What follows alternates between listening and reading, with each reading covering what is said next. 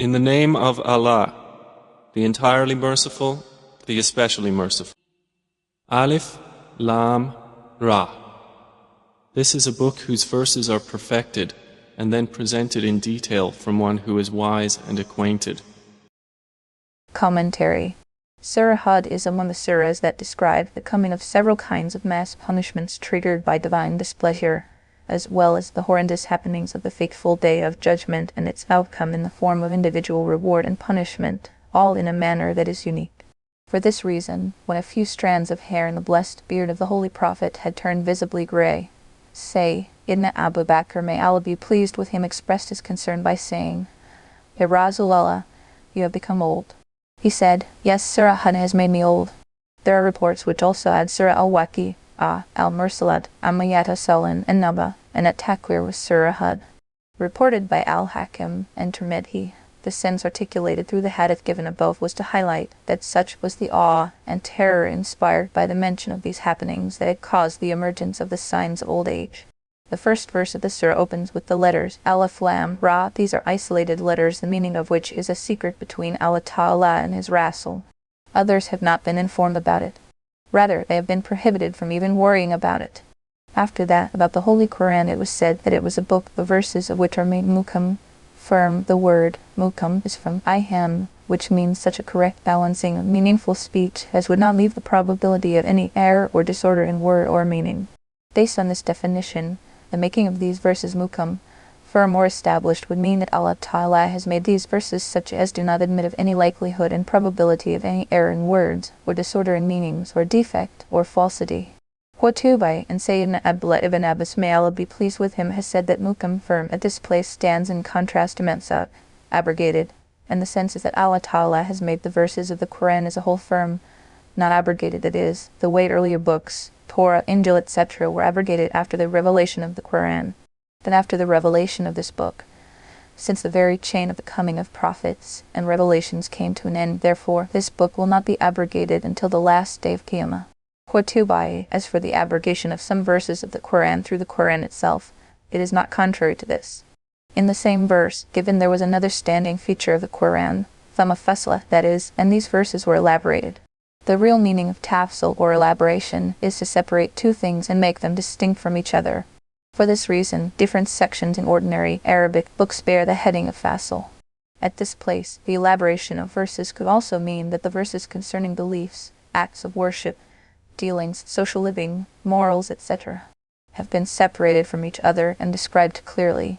And it could also mean that, as far as Allah Ta'ala's will is concerned, the entire Quran had already been embedded in the preserved tablet Allah al-Mahfuz, but later it was revealed bit by bit in many installments as necessitated under different conditions prevailing among peoples and countries, so that its preservation could become easy and acting in accordance with it also turns out to be functionally convenient. After that, it was said, that is, all these verses have come from a sacred being who is absolutely and simultaneously wise and aware. In other words, there are so many considerations of wisdom ingrained in everything that issues forth from him. It is impossible for human beings to encompass them all. Then he is fully aware of every particle, present now or to be present in the future, of this multifaceted universe. He knows all states of their existence, as it is, and as it will be, and releases his commands keeping all this in sight. This is not like what human beings do. No matter how intelligent, smart, and experienced they may be, their reason and vision are still coordinated by a limited frame of reference. Their experience is the product of what is around them. And this, mostly, proves to be unsuccessful, even wrong, especially when it concerns what would happen in the future under different times and conditions. Interestingly enough, the observations of the commentator apply to what we now know as the intellectual phenomena of futurology with its pundits, fellow travelers and dabblers all over the world, including Pakistan, Tr. Through a messenger saying, Do not worship except Allah. Indeed, I am to you from Him a warner and a bringer of good tidings. From the second verse begins the delineation of one of the most important and foremost themes of Tawhid, the oneness of Allah Ta'ala. It is said that you worship none but Allah. It means that among things stated in these verses, the most important and foremost is that no one else should be worshipped except the one Allah. After that it was said, Surely I am for you a warner from Him and a bearer of glad tidings, It means that the noble messenger of Allah has been commanded to tell the whole world through these verses that he was for them a carrier of warning against disobedience and a bearer of glad tidings of blessings in this life and in the life to come from Allah. The word nadhir is usually taken to mean a person who puts the fear of something into someone's heart. But this word is not used to denote a fear generating an enemy or beast or others that harm. Instead of that, nadhir is applied to a person who, out of his love and affection to someone, warns him against and saves him from some harmful things. These could be things that harm in this world and might as well could be those that bring harm in the hereafter. And saying, "Seek forgiveness of your Lord and repent to Him, and He will let you enjoy a good provision for a specified term, and give every doer of favor his favor. But if you turn away, then indeed I fear for you the punishment of a great day." Out of the instructions given in these verses of the Quran, the second one appears in the third verse in the words, "and that you seek forgiveness from your Lord." It means that in these verses of firm and established meaning, Allah Ta'ala has also instructed His servants to ask for forgiveness and pardon from their Lord, and make their tawbah before Him. Forgiveness, maghfirah, relates to past sins, and tawbah, repentance, relates to the resolve of not going near these anymore. And in reality, a correct and true tawbah is no more than being ashamed of past sins, praying to Allah that they be forgiven, and resolving firmly that they would not be repeated in future.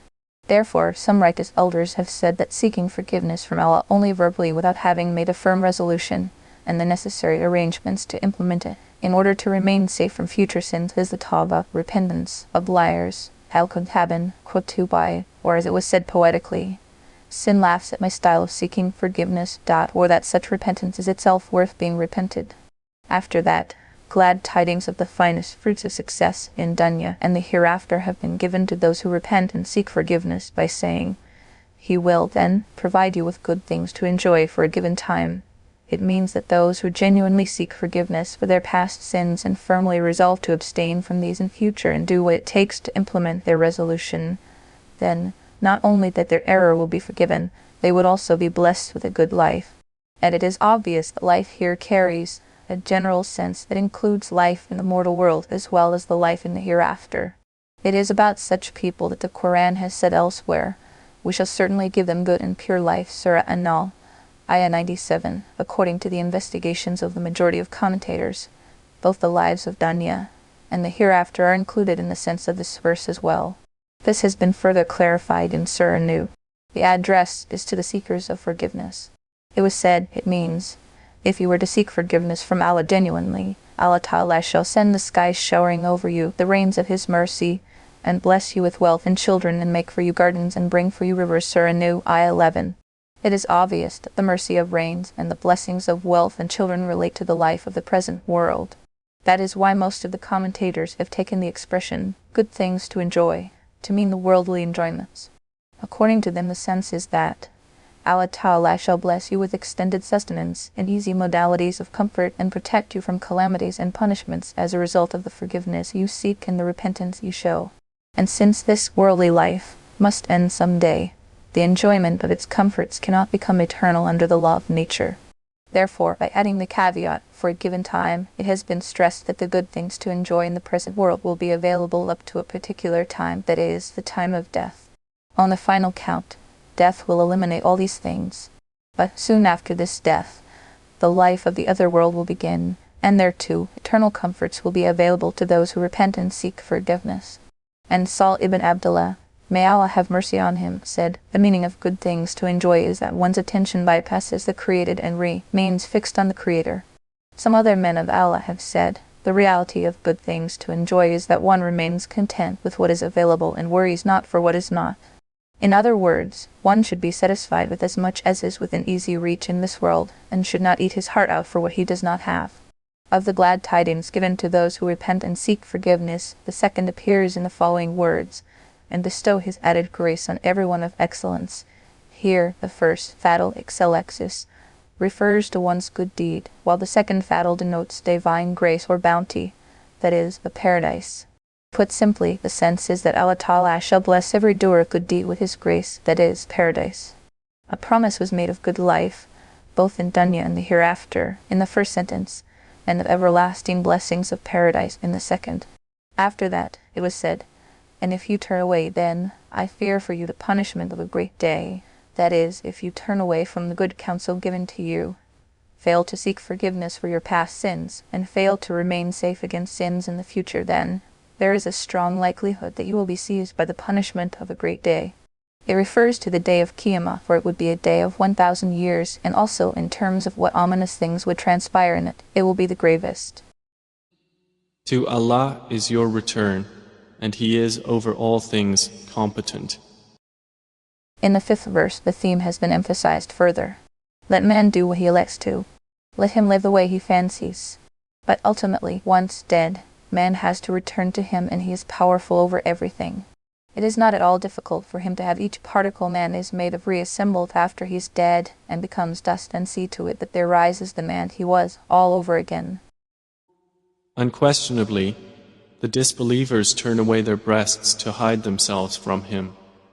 Unquestionably, even when they cover themselves in their clothing, Allah knows what they conceal and what they declare. Indeed, He is knowing of that within the breasts. The 6th verse carries a refutation of what the hypocrites and the disbelievers do. They try to camouflage their hostility and their antagonistic activism against the Holy Prophet as deftly as they could. Their hearts blaze with malice and enmity, but they maintain a cool front, find all sorts of covers to hide their true identity and intention, and surmise that no one would find out who they were really and what they were doing actually. But the truth of the matter is that Allah Ta'ala knows it all, that which they let come out in the open, and that which they conceal behind all sorts of clothes, covers and curtains, because He is all aware of even what lies in the hearts. And there is no creature on earth but that upon Allah is its provision, and He knows its place of dwelling and place of storage. All is in a clear register. Commentary. Mentioned in the previous verse was the all-encompassing knowledge of Allah Ta'ala, from whom nothing is hidden, nothing from the tiniest particle of the universe down to the secrets of the hearts. It is in consonance with it that the 1st verse, Surah Hud, Ayah 6 mentions a great favor bestowed on human beings, that Allah Ta'ala has Himself taken the responsibility of providing their sustenance. Then this is not restricted to human beings alone. It extends to every living form that walks over the earth. Its sustenance reaches it where it lives or goes to. That being the state of affairs, the intentions and efforts of disbelievers and hypocrites to hide things from Allah Ta'ala are nothing but ignorance and senselessness. Then, taken in a general sense, it would include all beasts, birds, insects, and all animals of the land and the sea. To intensify this generality, the word min has been added, and the text reads, "And there is no creature, Dabbit is any creature that moves on earth." Birds are also included there because their nests are also located somewhere on the land. That creatures living in water have also a connection with the surface of the earth is no secret. Allah Ta'ala has taken the responsibility of providing sustenance for all these life forms, and has put it in words which give the impression of a duty imposed on someone. It was said, its sustenance is on Allah. It is obvious that there is no power that could put a liability on Allah Ta'ala. What really happened is that Allah Ta'ala Himself has made this promise out of His grace and mercy. But this promise comes from one who is true and merciful. There is no probability of things happening otherwise, counter to the promise. This is a matter of certitude. It is to express this element of certitude that the word Allah on has been introduced at this place, a word used to describe duties, although Allah Ta'ala takes no orders from anyone, nor is He responsible for something as obligated or necessary. Lexically, rizq, sustenance, provision or livelihood, means something from which a creature procures its food and through which the body grows and the soul survives. According to the lexical meaning of the word rizq, it is not necessary that whoever has it should also be its owner, because rizq is given to all animals, but they are not its owners. They are not cut out for ownership. Similarly, infants are not the owners of their rizq, but it is given to them. In terms of this general sense of rizq, ulama have said that rizq could be halal, lawful, and it could also be haram, unlawful, because for a person who eats up what belongs to the other person, that property, no doubt, becomes his food, but so it becomes only unlawfully. Had this person not used unfair means, blinded by his greed, he would have received the halal, lawful, rizq reserved and appointed for him. Removal of a doubt against the divine responsibility of rizq. A question arises at this stage. When Allah Ta'ala has taken the responsibility of providing food for every creature, Why is it that there are many animals and human beings who die of hunger and thirst for the reason that they do not get food or water? The ulama have given several answers. One possible answer is that the responsibility of rizq is there until comes the appointed time, that is, until comes the end of the years of life. When these years are over, one has to die, pass away from this world, the common causes of which are diseases or accidents like burning, drowning, injury, and wounds. Similarly, there could also be the reason that the rizq for the incumbent was stopped and which caused death. Imam al-Qurtubi, under his comments on this verse, has mentioned an event related to Abu Musa, Abu Malik, and some others from their tribe of Banu al-Ashar. When these people reached the blessed city of Madinah, after their hera, the wherewithal of their journey was all used up. They sent one of their men to the Holy Prophet in the hope that he would make some arrangement for their meals. When this person reached his door, he heard the Holy Prophet reciting the verse, "And there is no creature on earth whose sustenance is not on Allah." Hearing this verse, the person thought that Allah has himself taken the responsibility of providing rizq for all life forms, human or non-human. Then, we Asharites too would not be any worse than the animals in the sight of Allah. He shall most certainly give us our rizq. With this thought in his mind, he turned from the door and left. He simply said nothing to the Holy Prophet about why he was there. After having returned to his tribe, he said, "Rejoice, my friends. The help of Allah is coming for you." His Ash'ari companions took his words in a different sense. They thought that their emissary sent to the Holy Prophet was talking about the success of his visit, and that the Holy Prophet had promised to make arrangements for what they needed. Naturally, they found the news good and felt satisfied. Hardly had they sat down when they saw two men bringing a trencher, a large wooden tray, full of meat and bread. The carriers gave all this food to the Ash'arites, who ate it to their fill.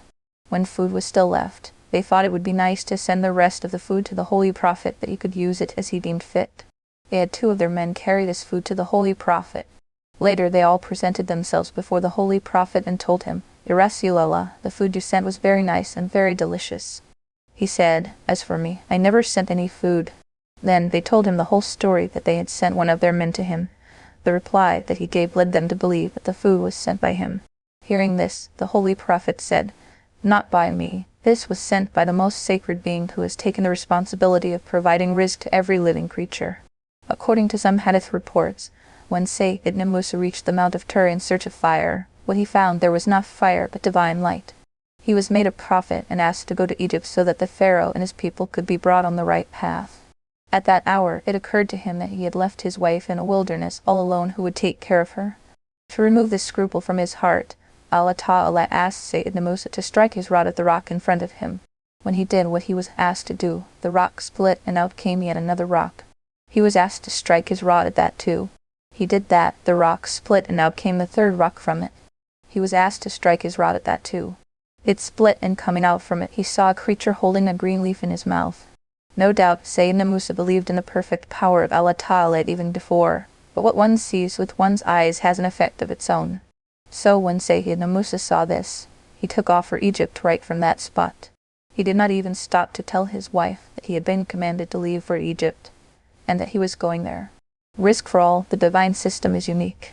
After having made the promise in this verse that Allah Ta'ala has taken the responsibility of providing the rizq of every living creature, things have not been left at that. Instead, to put human beings further at ease, it was said, "And he knows its permanent and its temporary place." Different explanations of the words mustakar and mustada have been reported, but lexically what Tafsir al-Kash carries is the closest. It says that mustakar is the place someone makes a permanent residence or home, and mustada is a place where one stays temporarily to take care of something, as it appears in the translation of the text. The sense being driven home is that the responsibility of Allah Ta'ala should not be taken on the analogy of responsibilities as assumed by peoples and governments of the world of our experience. Here in this world, let us assume that there is a person or institution that would take the responsibility of delivering your rizq to you. In that case, if you were going somewhere, you would inform the individual or institution that you are leaving your permanent place to go somewhere else. Then you will have to give a firm itinerary that you will be living in such and such city or village, from such and such state to such and such state, and that you wanted your provider to deliver your rizq there. But when things are on Allah and under His responsibility, you do not have to take even this much of trouble, because He knows when you move, and He knows when you do not, and He knows what you are doing in this or that state. He knows where you live permanently, and He knows where you live temporarily. He needs no application, or advice or address to take care of your risk. It is just delivered wherever you are. In view of the all-encompassing knowledge and perfect power of Allah Ta'ala, only His will would have been sufficient to make everything come out right without the need to maintain a logbook or master file of work done. But the only analogy weak man has is the analogy of the system he is used to, therefore he could have apprehensions of possible errors and omissions. So, for his peace of mind, it was said, everything is in a clear book. This clear book means the preserved tablet, Allah al-Mahfuz, which has a universal coverage with full details of the sustenance, age, deed and things like that, and which are entrusted with concerned angels as and when needed. As narrated by Sayyidina Abdullah ibn Umar, may Allah be pleased with him, and reported in the Sahih of Muslim, the Holy Prophet said, Allah Ta'ala had written the destinies of all His creation 50,000 years, even before the creation of the heavens and the earth. A lengthy hadith narrated by Sayyidina Abdullah ibn Mas'ud, may Allah be pleased with him, appearing in Al-Bukhari and Muslim, reports the saying of the Holy Prophet, which is summarized as follows: Man goes through different stages before his birth. When the parts of his body are formed completely, Allah Ta'ala commands an angel who writes down 4 things about him. 1. Deeds he will do. 2 years of life. Even recorded there's the month, day, minute and breath count. 3. Death. Where would he die, and where would he be buried? 4. Rizq. How much is his sustenance, and how and where does it have to reach him? And that it stands written in the preserved tablet Allah al-Mahfuz, even before the creation of the heavens and the earth, is not contrary to this. And it is He who created the heavens and the earth in 6 days, and His throne had been upon water, that He might test you as to which of you is best indeed. But if you say, indeed, you are resurrected after death, those who disbelieve will surely say, this is naught but obvious magic. Another manifestation of the all-encompassing knowledge and perfect power of Allah Ta'ala has been mentioned in the 2nd verse, Surah Hud, Ayah 7, and He is the one who created the heavens and the earth in 6 days, and before creating these, His throne was on water. This tells us that water was created before the creation of the heavens and the earth. As for the elaboration of the creation of the heavens and the earth in 6 days, it has appeared in Surah Hamim as Sajda, also called Surah Fussilat. There it has been said that the earth was created in 2 days, mountains, rivers, streams, trees, and means for the sustenance and survival of living creatures in 2 days, then 7 heavens in 2 days, Surah Fussilat, Ayah 9-12. According to Tafsir Maarif-ul-Qur'an, heavens mean everything high and above, and the earth means down and below. Days the measure of time which, after the creation of the heavens and the earth, is from sunrise to sunset, although at the time of the creation of the heavens and the earth, neither did the sun exist nor its rising and setting. It was also within the perfect power of Allah Ta'ala to create all these things in the flash of a moment, but in His infinite wisdom, He has made the system of this world gradual, which is suitable for human temperament. The purpose of the creation of the heavens and the earth has been identified at the end of the verse by saying, so that He might test you as to who among you is better indeed. This tells us that the creation of the heavens and the earth was not the main purpose. The fact is that these were created for human beings who act right, do better, and along with it, also make the best use of what has been placed therein to run their lives. Finally, it is expected of them that they would ponder over these, and would not miss to recognize their Master and Lord, the Malik, the Rab. The outcome is that human beings are the real purpose of the creation of the heavens and the earth. However, human beings are not all alike. Among them there are those who believe and have faith. Then even among the later, there is someone, a man or a woman, who is the best in deeds. And it goes without saying that, among the progeny of Sayyidina Adam, the best in deeds is our Rasul, on him the blessing of Allah and peace. Therefore it is correct to say that the real purpose of creating the entire universe is to bless it with the generous presence of the Holy Prophet, serving as a model right through the last day. Majari, there is something we should also take note of. Allah Ta'ala said, who among you is better in deed? He has said nothing about the number of deeds. From here we learn that Allah Ta'ala favors the quality of deed more than He does the abundance or profusion or frequency of good deeds, such as Salah, Psalm, Tilawah of Quran, and Dhikr of Allah. This beauty or excellence of deeds has been expressed through the word ihsan in hadith. Essentially, it means the doing of a deed for the good pleasure of Allah alone, with no worldly motive attached to it. Then, it is also necessary to do it in a way that is liked in the sight of Allah. This way has been demonstrated by the Holy Prophet through his conduct, and he has made it necessary for his community to follow his sunnah. In a nutshell, we can say that a little done with total sincerity and according to Sunnah is better than a lot more done with none, or less of the two. And if we hold back from them the punishment for a limited time, they will surely say, "What detains it?" Unquestionably, on the day it comes to them, it will not be averted from them, and they will be enveloped by what they used to ridicule. Described in the 7th verse is the condition of those who deny that there was to be a last day and a hereafter. Like chronic deniers of the truth, when they do not understand, or do not want to understand, something, they would dismiss it as nothing but magic. In the 8th verse, an answer has been given to people who doubted the warnings of punishment given by prophets, peace be on them.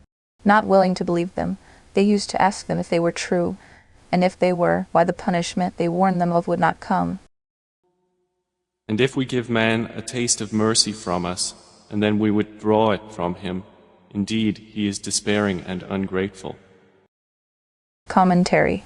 In the verses appearing above, it has been confirmed that the Holy Prophet is a messenger of Allah, and an answer has been given to those who engineer doubts about it.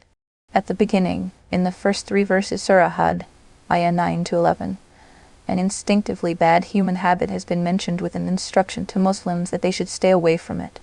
That man is naturally fickle, minded and haste, prone, and that he tends to be consumed by his immediate condition and puts all concerns of the past and future out of his mind, has been described in the first 2 verses Surah Hud, ayah 9 to 10. It has been said, if we let man taste a blessing and then take it back, he loses courage and hope and turns ungrateful. And if we let him taste a blessing after he has suffered from some hardship, he forgets all about his suffering and starts bragging and boasting. In other words, man is given to hurry things, takes the present as everything, does not bother to refer to the past or show concern for the future. Therefore, a suffering after a blessing makes him lose hope and slide into ungratefulness. He never thinks that Allah, who blessed him first, could bless him again. Similarly, if one gets comfort after suffering, then he, rather than recall his past suffering, turn to Allah and be grateful to him, starts waxing more proud and arrogant. In that state, he forgets his past and goes about thinking that Allah's blessings were his right. He has to have these, and that he remains under the impression that this was how he would continue for the rest of his life. So heedless he becomes that it just does not occur to him that the way the days of suffering did not continue any more, the same thing could happen to the days of comfort, and they too could vanish. Such is the state of human worship of the present, and so tragic is the penchant for forgetting the past and the present that a power-hungry man would not even blink to raise the edifice of his power on the blood and dust of another man of power. Always looking up, he would never look down to recall that this had been the fate of the man of power before him. Sad ends and ill fates make no effect on him, for power in the present tastes good. When people start worshipping the present and elect to remain drunk with the state therein, that is high time for books of Allah and his messengers to come. When they do, they bring the lesson-oriented events of the past into sharp focus for a heedless man to see things in this perspective and have a little concern for what would happen to them in the future. The lesson they teach is, ponder over the changing conditions of the universe you are in and get to know the power working behind these great sermonizers from the Lord. A perfect believer, in fact, a perfect human being, is one who is able to perceive the hidden power behind every change, revolution, sorrow, and comfort, ignore their transitory phases, dismiss their material causes as the sole explanation. The mark of an intelligent person is that he looks at the originator or causer of causes more than he would look at causes, and it is with him alone that he would relate to as firmly as possible. But if we give him a taste of favor after hardship has touched him, he will surely say, "Bad times have left me." Indeed, he is exultant and boastful. See Surah Hud ayah 9 for the Tafsir. Except for those who are patient and do righteous deeds, those will have forgiveness and great reward. In order to make such perfect models of humanity distinct from those having common human temperament, it was said in the 3rd verse Surah Hud, ayat 11, except those who are patient and do good deeds. It means that people exempted from this common human frailty have 2 qualities, sabr, patience, and al-amalas, tali, good deeds. The word sabr is used to convey a much wider range of meanings in the Arabic language, much wider than conveyed by its translation as patience in English. The real meaning of sabr is to tie check, stop or hold back.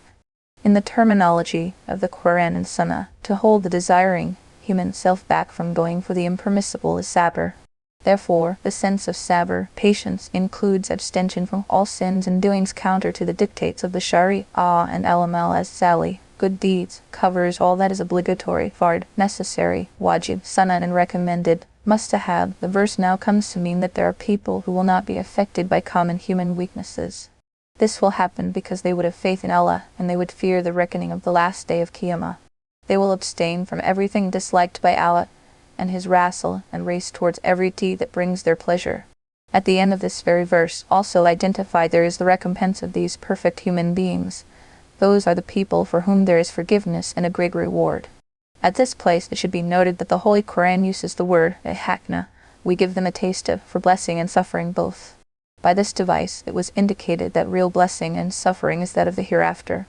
Neither is the comfort of the mortal world the whole of it, nor is its suffering the whole of it.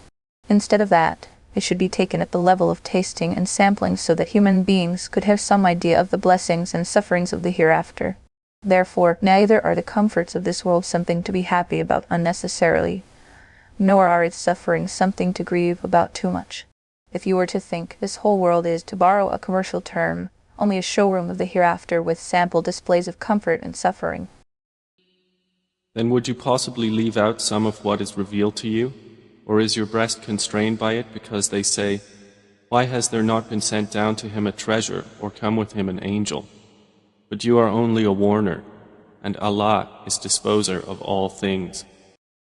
The fourth verse, Surah Hud, Ayah 12, has been revealed about a particular event. What happened was that the mushriks of Mecca placed a host of demands before the Holy Prophet. One of these was, "Our idols have been maligned in this Quran, therefore we cannot believe in it. So you should either bring some other Quran, or improve it by making alterations in it. Bring a Quran other than this, or change it." Surah Yunus, Ayah 15, Al-Bayt Howi, Majari. Another demand they came up with was, "We are to believe in your prophecy only when some treasure, like the treasures of the kings of the world, is sent down for you, in which you dole out to everyone around. Or that some angel descends from the heavens and hangs out with you everywhere, testifying that you are a messenger of Allah in all certainty." The Holy Prophet felt the pinch of these absurd, even disrespectfully audacious demands in his heart. The reason was that he was mercy for all the worlds. It was not possible for him to leave them to their fate, and take out the hope that they might someday believe from his heart. Nor was it possible for him to fulfill their absurd demands. To begin with, these demands were based on bland irrationality. If idols, idol worship, and things like that are not called what they are, what would become of right guidance, and how would it be done? And then this brainwave of demanding a treasure from a prophet was a loud mismatch with his mission. They had simply taken the station of a prophet on the analogy of the status of a king. Similarly, it is not the practice of Allah Ta'ala that He would create conditions under which people were materially compelled to start professing the faith. Otherwise, the whole world is within His power and control. Who could dare profess a belief, and act according to it, against the will of Allah Ta'ala? But it is in His infinite wisdom that He has made this world a place of test. No material means are used here to compel people to do something good or to abstain from something bad. Certainly, what is done here is through scriptures and apostles. Lines are drawn between virtue and vice. Good and bad are separated. The outcome of each is explained. That is how people are invited and exhorted to do what is right and abstain from what is evil. And if some angel were to be miraculously attached to a prophet to attest to the veracity of his word, it would have posed problems. When no one believed it, he would have faced cash punishment on the spot. In that case, this would have been a modality of compelling people to believe. This kind of belief would have not been believing without seeing, which is the essence of belief and faith. Nor would there be any choice left for man to make, which is the essence of his deed. As for the demands of those people, they were, no doubt, absurd and audacious. But there is another aspect to it. The very act of making such demands proved that these people were grossly unaware of the status and reality of a messenger and prophet of Allah. They saw no difference between Allah and His messenger. They even took the messenger to be absolutely powerful like Allah. Therefore, they demanded that he should do for them what could not be done by anyone other than Allah. In brief, when the Holy Prophet became very sad because of such demands, this verse was revealed to comfort him and to revitalize his thinking. Addressing him first, it was said, "Would you, surrendering to the pressure of these people, leave out some part of the Quran sent by Allah, which they do not like, such as a part where it talks about the utter helplessness of idols? Would you, then, still be disturbed in the face of such demands?" The introduction of the statement in verse Surah Hud, ayah 12 with the word W laloka, is it then expected of you, does not mean that something like that could be expected of him actually. Instead, the purpose is to establish that he was free from such things. He would not leave out any part of the Quran in consideration of their insistence, nor does he have to be sad, concerned, and straitened over their demands. The reason is that he has been sent from Allah's Nadhir, as one who warns people against what is harmful for them. Then Allah takes care of the rest, for He is powerful over everything.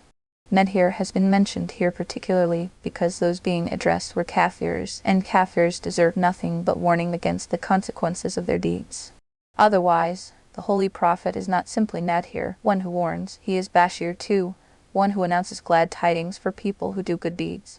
In addition to what has been said here about the mission of a Nadhir, we should understand that in reality, Nadhir is a person who warns out of love and affection against what is evil and harmful.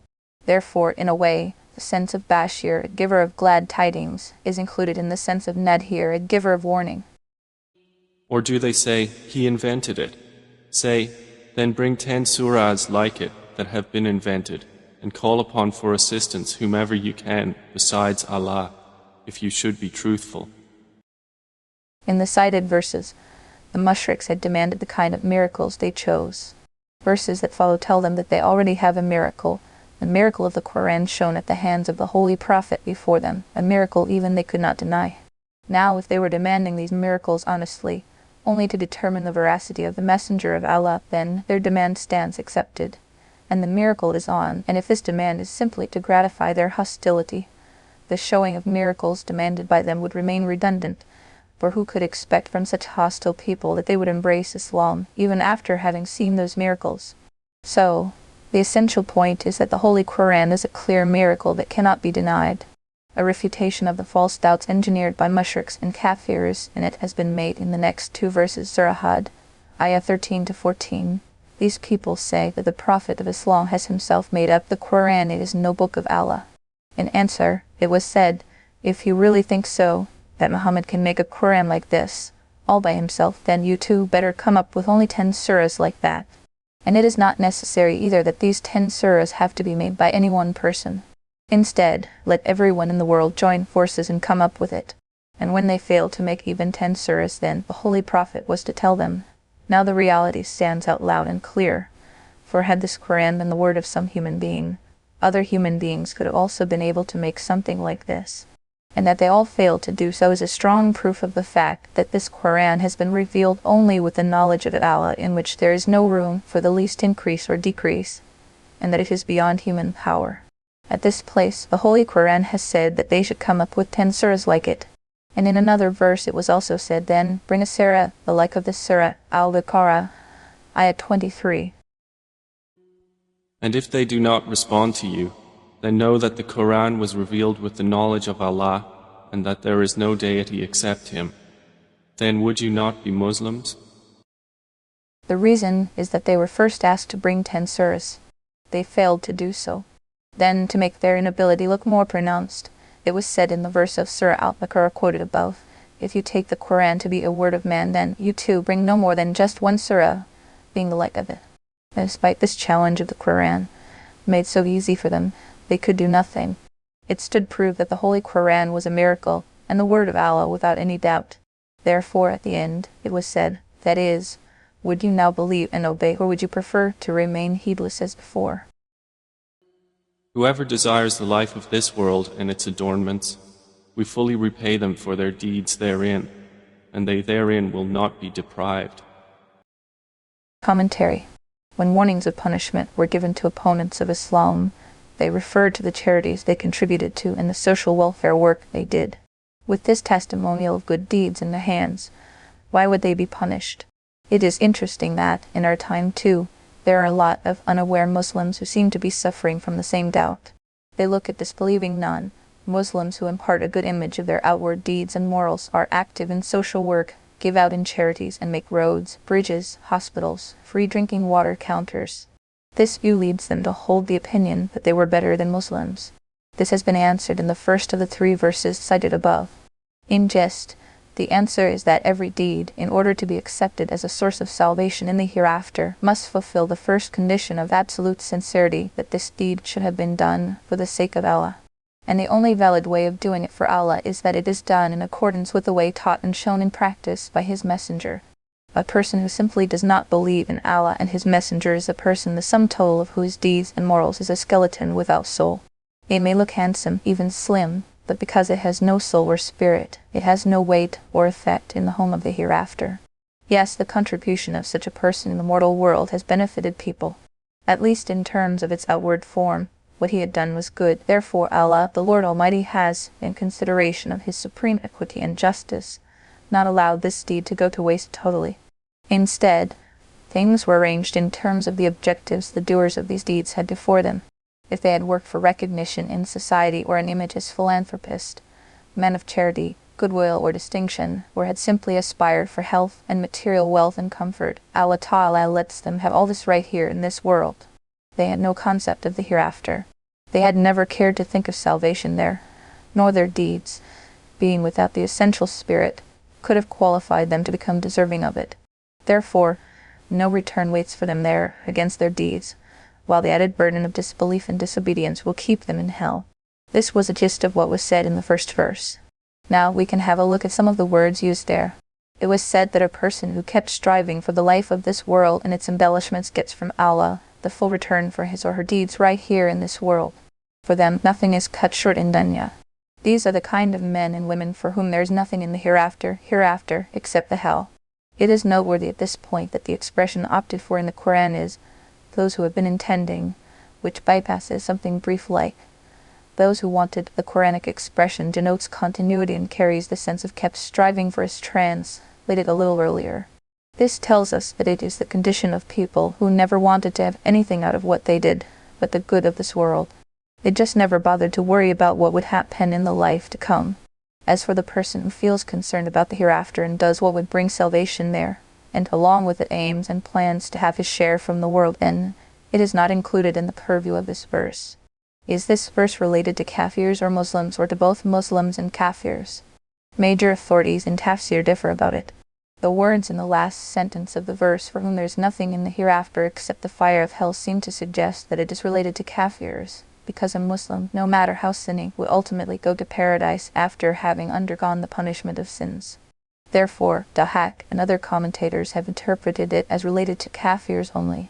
Some commentators have said that it refers to Muslims who, through their good deeds, aim to acquire only the comfort, wealth, and recognition from this worldly life. In other words, they do their good deeds with the sole intention of having comfort and recognition in the world they live in. And the sentence we are talking about would thus mean that, until they undergo the punishment of their evil deeds, they would have nothing except the fire of hell. However, the weightier and clearer approach is to take this verse as relating to people who do their good deeds only with the intention of acquiring worldly benefits, such as wealth, health, and recognition. Those who do so may be Kafirs or disbelievers who do not believe in the hereafter from the very outset. Or they may be Muslims who believe in the hereafter theoretically, but do not apply their belief to what they do practically. In fact, they would keep all concerns of their life exclusively attached to worldly benefits and interests. From among the year-like commentators, Mujahid, Maymun ibn Mihran in Muawiyah, may Allah be pleased with him, have gone by this view. This meaning is also supported by the well-known hadith of the Holy Prophet. Actions are judged according to intentions. What one intends to have by his action gets exactly that. Whoever intends to have dunya, worldly benefits, gets dunya. Whoever intends to have akhirah gets the hereafter. Whoever intends to have both gets both. That all actions depend on intention is a principle approved of in every community and religion. Quote 2 by therefore, says a hadith, those who devoted themselves to acts of worship in the mortal world to look respectable before others will be brought forth on the day of Qiyamah. It would be said to them, you said your prayers, gave in charity, fought in jihad, recited the Quran, but you did all that with the intention that you should be known as devotees to prayers, givers in charity, veteran warriors of jihad, and great reciters of Quran. Now you have had what you wanted to have. The honors you were looking for have already come to you in the moral world. Now there is no return for your deeds here. And these people will be the first to be thrown into the hell. While reporting this hadith, Ibn Abu Hurairah, may Allah be pleased with him, broke into tears and said, The verse of the Quran, those who have been intending to achieve the worldly life and its beauty. Surah Hud, Ayah 15 confirms this hadith. Sahih Muslim reports on the authority of Sayyid ibn Anas, may Allah be pleased with him, that the Holy Prophet said, Allah Ta'ala does no injustice to anyone. For the good deed a believer does, he gets some return for it in the mortal world, while gets the real reward in the hereafter. As for a kafir, since he does not bother about what would happen to him in the hereafter, his account is cleared within his life in the moral world.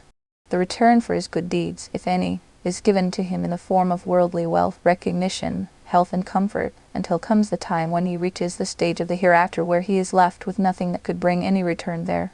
It appears in Tafsir Majari that, though a believer looks forward to having prosperity in the mortal world as well, but his intention to have the best of the hereafter remains on top of everything.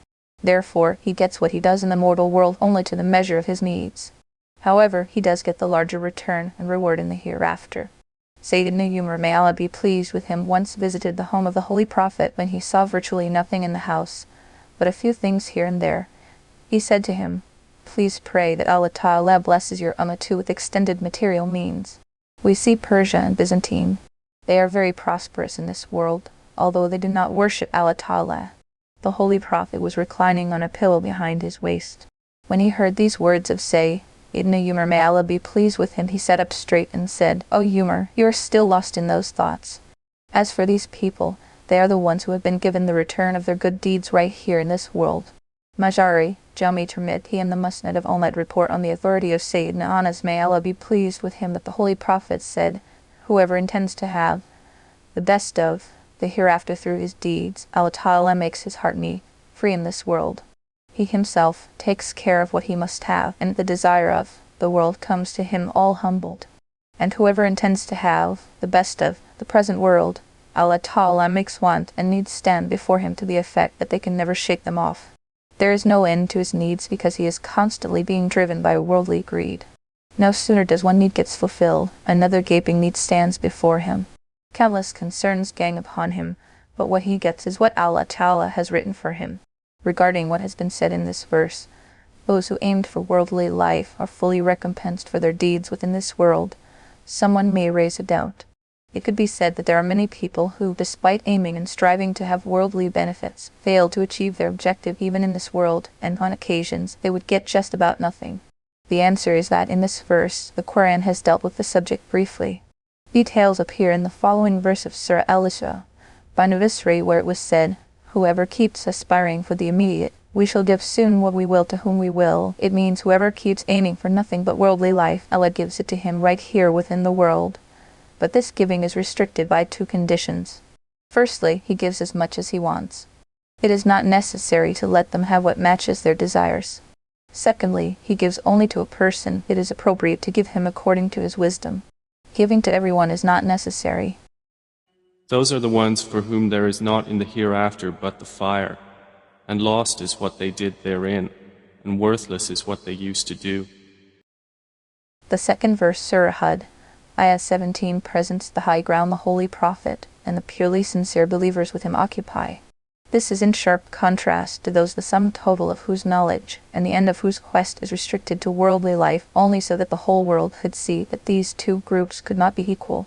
After having focused on this phenomena, it has been stated that the mission and message of the Holy Prophet as a prophet and messenger of Allah is open to mankind right through the last day of Qiyamah. Then it has been stressed that anyone who does not believe in him will be considered, irrespective of what one does, astray and hell-bound. In the first sentence it was asked, can a denier of the Quran be equal to the one who adheres to the Quran that has come from his Lord? And along with it there is a witness present within it, while a witness earlier to this is the book of Musa, that was sent to be followed and to be mercy for people. So is one who stands upon a clear evidence from his Lord like the aforementioned, and a witness from him follows it, and before it was the scripture of Moses to lead and as mercy. Those believers in the former revelations believe in it, but whoever disbelieves in it from the various factions, the fire is his promised destination. So be not in doubt about it. Indeed, it is the truth from your Lord, but most of the people do not believe. The word bayina appearing in this verse refers to the Quran. As for the meaning of shahid, evidence, statements of Tafsir authorities differ. The author of Bayn al-Quran takes Shahid to mean the miracle of the Quran that is present in the Quran as such. Thus it comes to mean that those who adhere to the Quran, they already have a witness to the veracity of the Quran within it, that is, its miracle.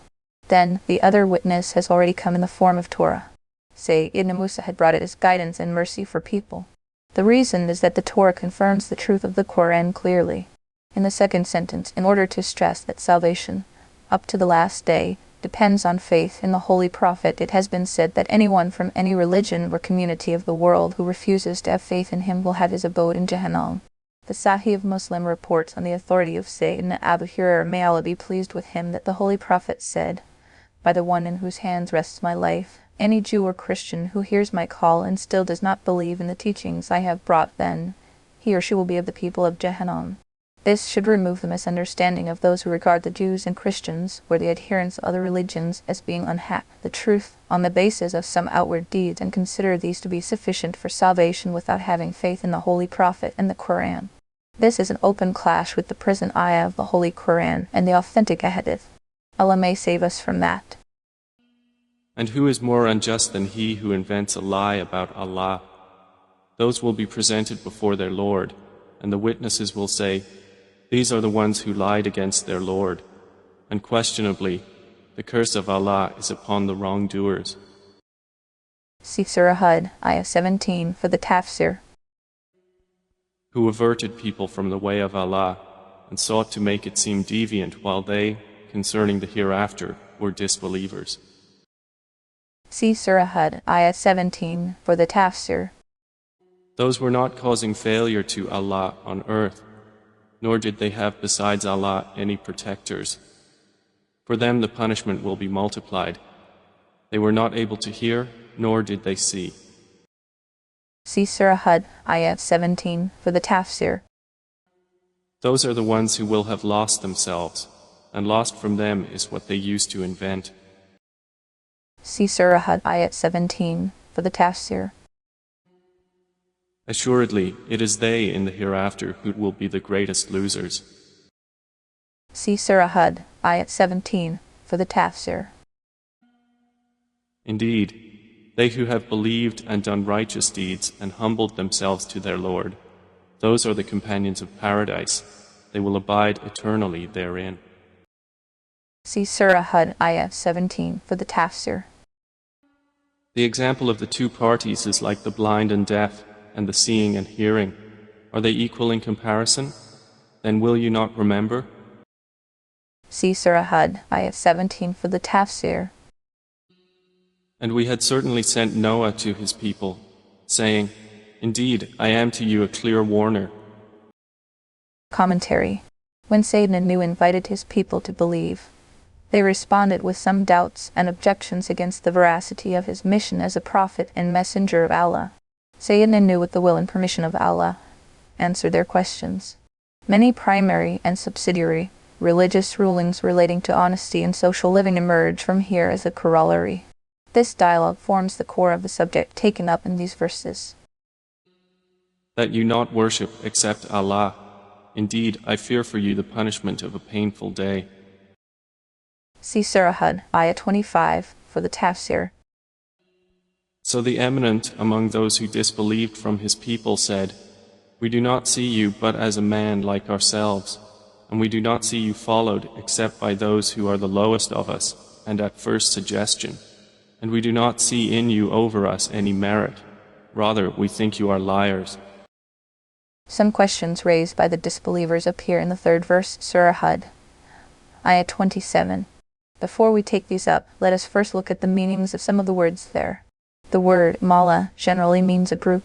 Some leading lexicographers say that a group of the chiefs of the people is called Mala. Bashar is translated as human being or man. Ardhil is the plural form of Ardhal. It means someone lowly, not having any status or respect among his people. The expression Badiurai means cursory or shallow opinion. As for their objections, the first one related to the status of Sayyidina Nuh as a prophet and messenger, we see that he were nothing but a man like us. In effect, they were saying that he ate, drank, walked, slept, and woke up like them. How then, they questioned, could they accept this extraordinary status of his as a messenger and prophet of God. They thought that the person who is sent to men as a messenger from Allah should not belong to the genus of man. Instead, he should be an angel whose distinct status had to be recognized by everyone, willingly or unwillingly. This was answered in the 4th verse Surah Hud, ayah 28 as follows. He said, O my people, tell me when I am on a clear path from my Lord, and he has bestowed mercy upon me from himself, and it has been hidden from your sight. Shall we then impose it upon you while you are averse to it? Here we are being told that for a rasul or messenger to be a man is not contrary to his mission as a prophet or messenger. In fact, a little thought would show that this is how it should be, that the rasul of men should be a man so that men find it comfortable to learn their religion from him. There is an enormous difference in the mental and emotional makeup of men and angels. If an angel were to be sent as a rasul, learning religion from him would have become terribly difficult. The reason is that an angel is not hungry or thirsty or sleepy or plain tired, nor does he have to deal with all those human compulsions. How would he have the feeling for such human weaknesses? And without this feeling, how could men have followed him deed-wise? This theme has appeared in other verses of the Qur'an, either explicitly or suggestively, at several places. By passing these, they were exhorted to use their reason and realize that it was not the least necessary that a prophet and messenger should not be a man. But what is necessary is that he brings with him some proof, argument, and evidence from Allah Ta'ala that could make it easy for people to accept that he was definitely a rasul sent by Allah. Those open proofs, bayina, and binding arguments for common people take the form of miracles shown at the hands of prophets. Therefore, Sayyidina Nuh said that he had brought with him the clear path, argument, and mercy from his Lord. If they had seen it carefully and thought about it, they would not have refused to accept the invitation. But their aversion and hostility made them blind, hence they opted to deny the truth and became adamant to it. But this mercy of Allah Ta'ala that comes through a prophet is not something which could be caused to fall over the heads of people, until they themselves show their inclination to have it. There is a hint here that the prophet would have passed on the wealth of the man he had come with to them, if he could, despite their denial and obstinacy. But this was against divine law. A blessing is aspired for. People cannot be compelled to have it. From here it also stands proved that it has never been permissible, in any period of a prophet, that people should be compelled to become believers. Even those who continue to spread the ugly propaganda that Islam was spread by the sword are not themselves unaware of the truth of the matter, but they find it convenient to use the power of a lie to sow seeds of doubt in the hearts of the ignorant, only to keep the torches of their hatred burning. As a side benefit, it has also become easier to understand why an angel was not made a prophet. The reason is that an angel is endowed with supernatural power. He is way distinct from human beings in every facet of his existence. To see him and then to believe in him would have become an exercise in compulsion. With an angel in front of him, who could dare being obstinate something so conveniently demonstrated before prophets? Then, according to the dictate of the Sharia, if a person believes unwillingly under the threat of some coercive power, his belief in faith is not acceptable. In fact, the ideally desirable thing is to believe without seeing. Al-Iman Bil-Ghaib, that one believes without having fully observed and witnessed the ultimate subduing power of Allah Ta'ala. The second objection they raised was, and we do not see you followed by anyone but by the lowest among us who are of shallow opinion. This objection has two aspects: that the people of higher status would have been the first to accept your call, if it was correct and true, and that only such lowly people have accepted it shows that the call itself is not worth accepting, that there is something else that stops us from accepting your call to believe. Suppose we were to believe, then we understand that we too will be taken as Muslims, like them and equal to them, and in rows of prayers as well as in other meetings, we will have to sit with them as equals. This we cannot do. These people were far from reality and very unaware indeed. Simply because poor people did not wallow in wealth and pride in office and status, they had elected to berate them as lowly and mundane, although the thought itself is as ignorant as it can be. Honor and disgrace, reason and understanding are not subservient to wealth and property. Rather, as experience bears out, power and wealth can become intoxicating enough, as would stop its possessors from understanding and accepting so many reasonable and correct things. These barriers do not stand before the meek and the poor. They go ahead and accept what is correct and true. This is the reason why the customary divine practice, through the lanes of time gone by, has been no other but that the first among those who believe in prophets are none but the weak and the meek. This phenomenon has also been explained in past scriptures. Pursuant to this, When the blessed letter from the Holy Prophet inviting him to believe reached the Byzantine Emperor Heraclius, he felt the need to ascertain the truth of the matter because he had read the signs of the noble prophets in the Torah and the Injil. Therefore, he assembled people of Arabia who were visiting Syria at that time and asked them some questions about those signs. One of these questions was, are those who follow him the poor and the weak among his people, or those who are considered big and noble among them? He was told, they are poor and weak. Thereupon Heraclius confessed, this is a sign of his being a true prophet, because those who follow prophets initially are these very poor and weak people. In short, taking poor people to be lowly was ignorance on their part. In reality, Radhel or disgraced is he who does not recognize his creator and sustainer and disobeys what he has asked him to do. Therefore, the venerated Sufyan ibn Sa'd al-Thawri was asked by someone, who is mean and disgraced? He said, people who keep flattering rulers and officials. And Ibn al-Arabi said, mean is he who earns dunya, benefits of worldly life, by selling his din, religion. Someone asked him, who is the meanest? Then he said, a person who ruins his religion and streamlines the worldly life of someone else. Imam Malik said, mean is he who maligns the noble companions of the Holy Prophet, because they are the greatest benefactors of the entire Muslim Ummah, and the source through which the blessings of Iman and Sharia have reached us. Returning to the ignorant thought expressed by the objectors, we see that it has been initially refuted in the 3rd verse Surah Hud, ayah 29. It has been said that a prophet does not fancy anyone's wealth or property. He takes no compensation for his service or good counsel to people. His compensation is with Allah alone. Therefore, the rich and the poor are equal in his sight. Let the rich not be scared about their wealth, for no one would start asking for it once they become believers. He said, O my people, have you considered, if I should be upon clear evidence from my Lord, while He has given me mercy from Himself, but it has been made unapparent to you, should we force it upon you while you are averse to it? See Surah Hud, ayah 27, for the Tafsir. And O my people, I ask not of you for it any wealth. My reward is not but from Allah, and I am not one to drive away those who have believed. Indeed, they will meet their Lord, but I see that you are a people behaving ignorantly. Then they were told, as for the condition you imposed that I should remove the poor from my company in order that you could believe, then let it be very clear that I cannot do that. They may be poor, but they are close to the highest of the high, the greatest honor one can have. Turning such people out is not a right thing to do, and they are surely to meet their Lord could also mean, if supposedly I were to turn them out when they go to their Lord on the day of Qiyamah and complain, what would I have to say? The subject continues in the 4th verse Surah Hud, ayah 30, if I were to turn them out, who would save me from divine punishment? At the end it was said, all this is nothing but your ignorance and heedlessness. To you being a man is counter to being a prophet, or you go to the other extreme and demand that poor people should be driven away from his company. And O my people, who would protect me from Allah if I drove them away? Then will you not be reminded? See Surah Hud, ayah 29, for the Tafsir. And I do not tell you that I have the depositories containing the provision of Allah, or that I know the unseen. Nor do I tell you that I am an angel, nor do I say of those upon whom your eyes look down that Allah will never grant them any good. Allah is most knowing of what is within their souls. Indeed, I would then be among the wrongdoers.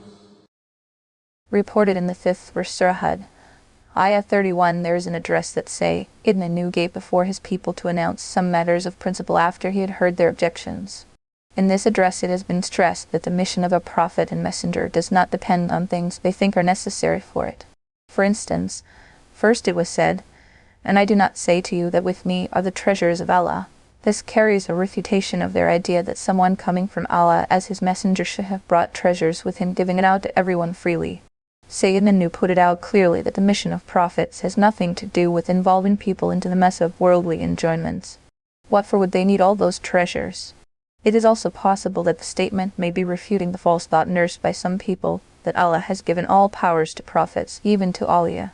Assuming this, it is surmised that they have the treasures of Allah's power in their hands and that they decide whom to give and whom not to give. So this declaration of Sayyid Anu makes it clear that Allah Ta'ala has not entrusted the total control of the treasures of his power, not even with any prophet, not to say much about the awliya or men of Allah. However, when they pray or wish, Allah Ta'ala does answer their prayers and fulfills their wishes with His infinite power. Secondly, it was said, "Nor do I have the knowledge of the unseen." Another false idea these people harbored was that a person who is a Rasul of Allah Ta'ala should also be the one who knows what is unseen. Alam al-Ghaib. This sentence clarifies that the mission of a prophet and messenger needs no knowledge of the unseen. And why should it, when the knowledge of the unseen is an exclusive attribute of Allah Ta'ala which no prophet or angel can share with him? However, Allah Ta'ala does inform whomever He wills from out of His prophets about the secrets of the unseen as much as He wills. But because of this, it is not correct to call them Alam al-Ghaib, possessor of the knowledge of the unseen, because it is not in their power to find out something in the domain of the unseen at their choice. Thirdly, it was said, "Nor do I say that I am an angel." Here we have a refutation of their idea that a Rasul should be some angel. They said, "O Noah, you have disputed us and been frequent in dispute of us. So bring us what you threaten us, if you should be of the truthful." Fourthly, it was stated, "In your sight these poor people may appear lowly and disgraceful.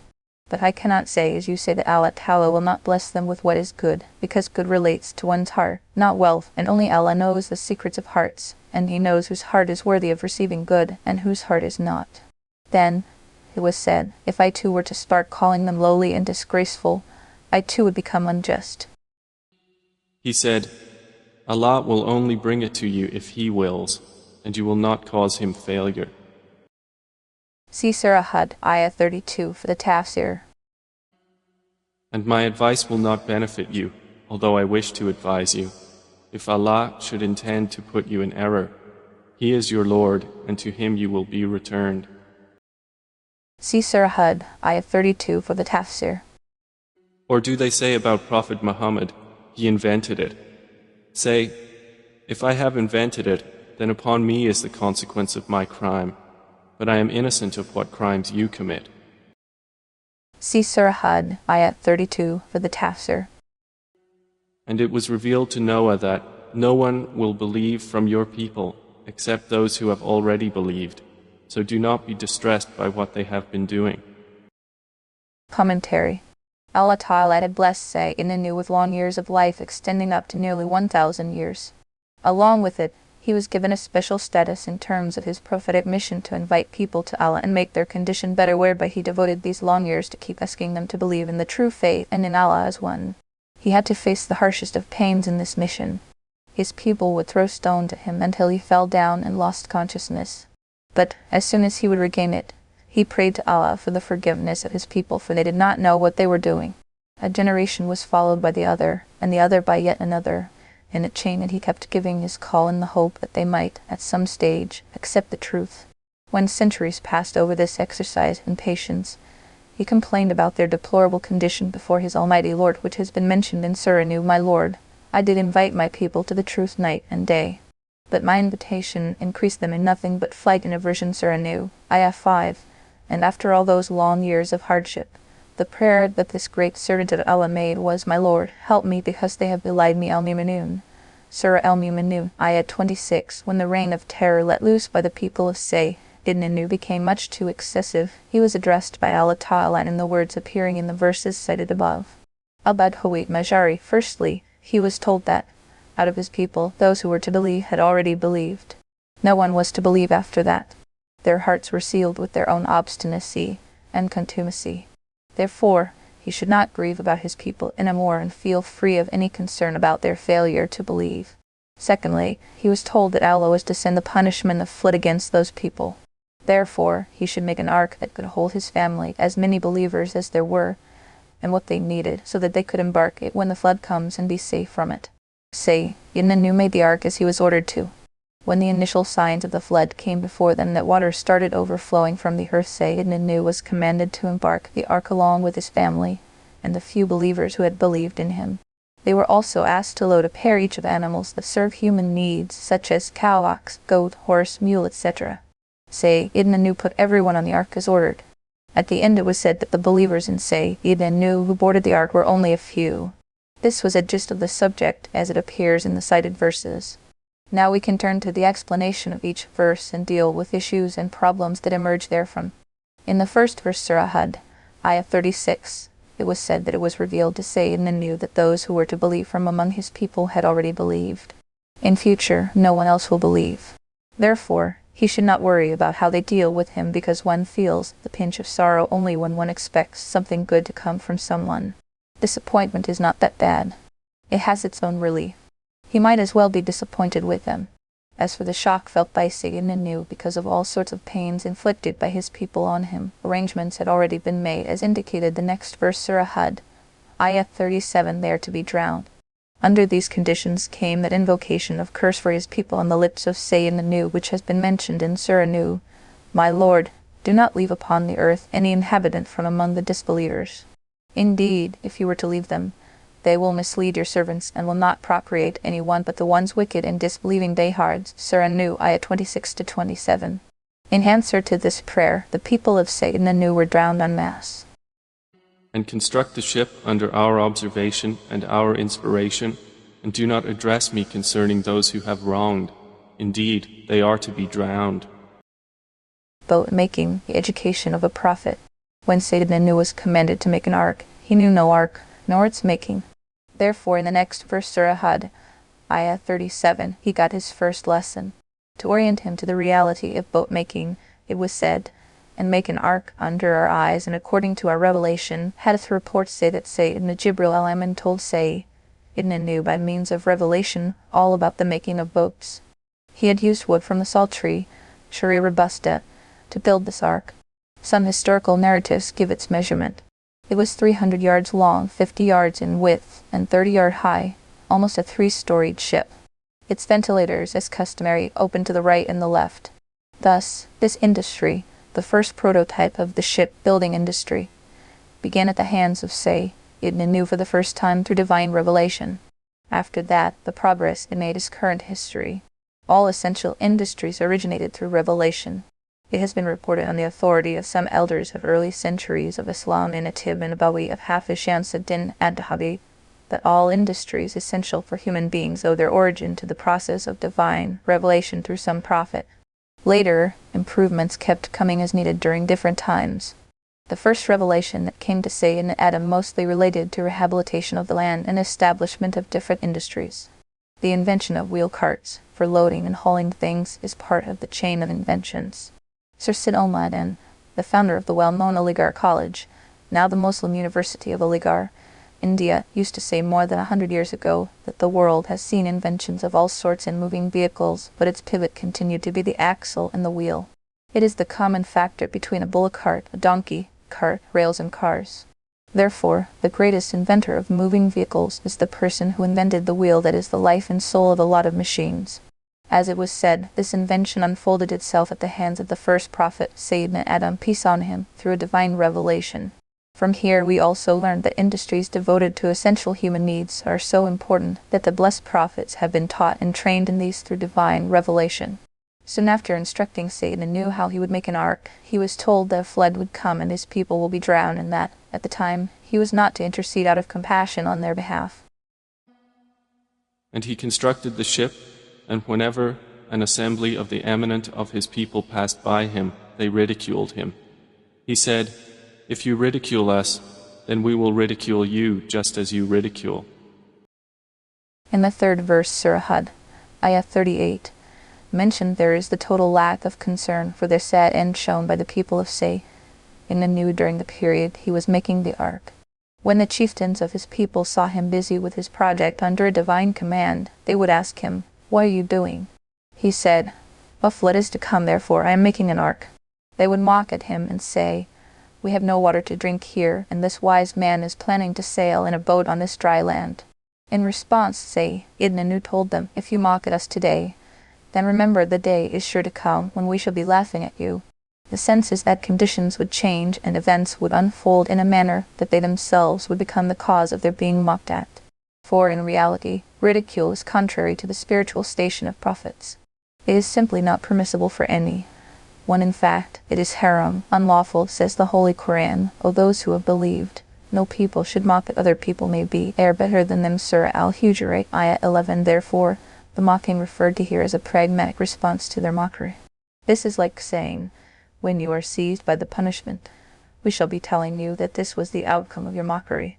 This is as it was said after that in the 4th verse Surah Hud, ayah 39. So, you shall soon know to whom will come the punishment that will humble him, and upon whom will befall the lasting punishment. The first punishment refers to the punishment in the mortal world, and the lasting punishment means the never-ending punishment of the hereafter. And you are going to know who will get a punishment that will disgrace him on earth, and upon whom will descend an enduring punishment in the hereafter. See Surah Hud, ayah 38, for the tafsir. So it was, until when our command came and the oven overflowed. We said, load upon the ship of each creature 2 mates and your family, except those about whom the word has proceeded, and include whoever has believed. But none had believed with him, except a few.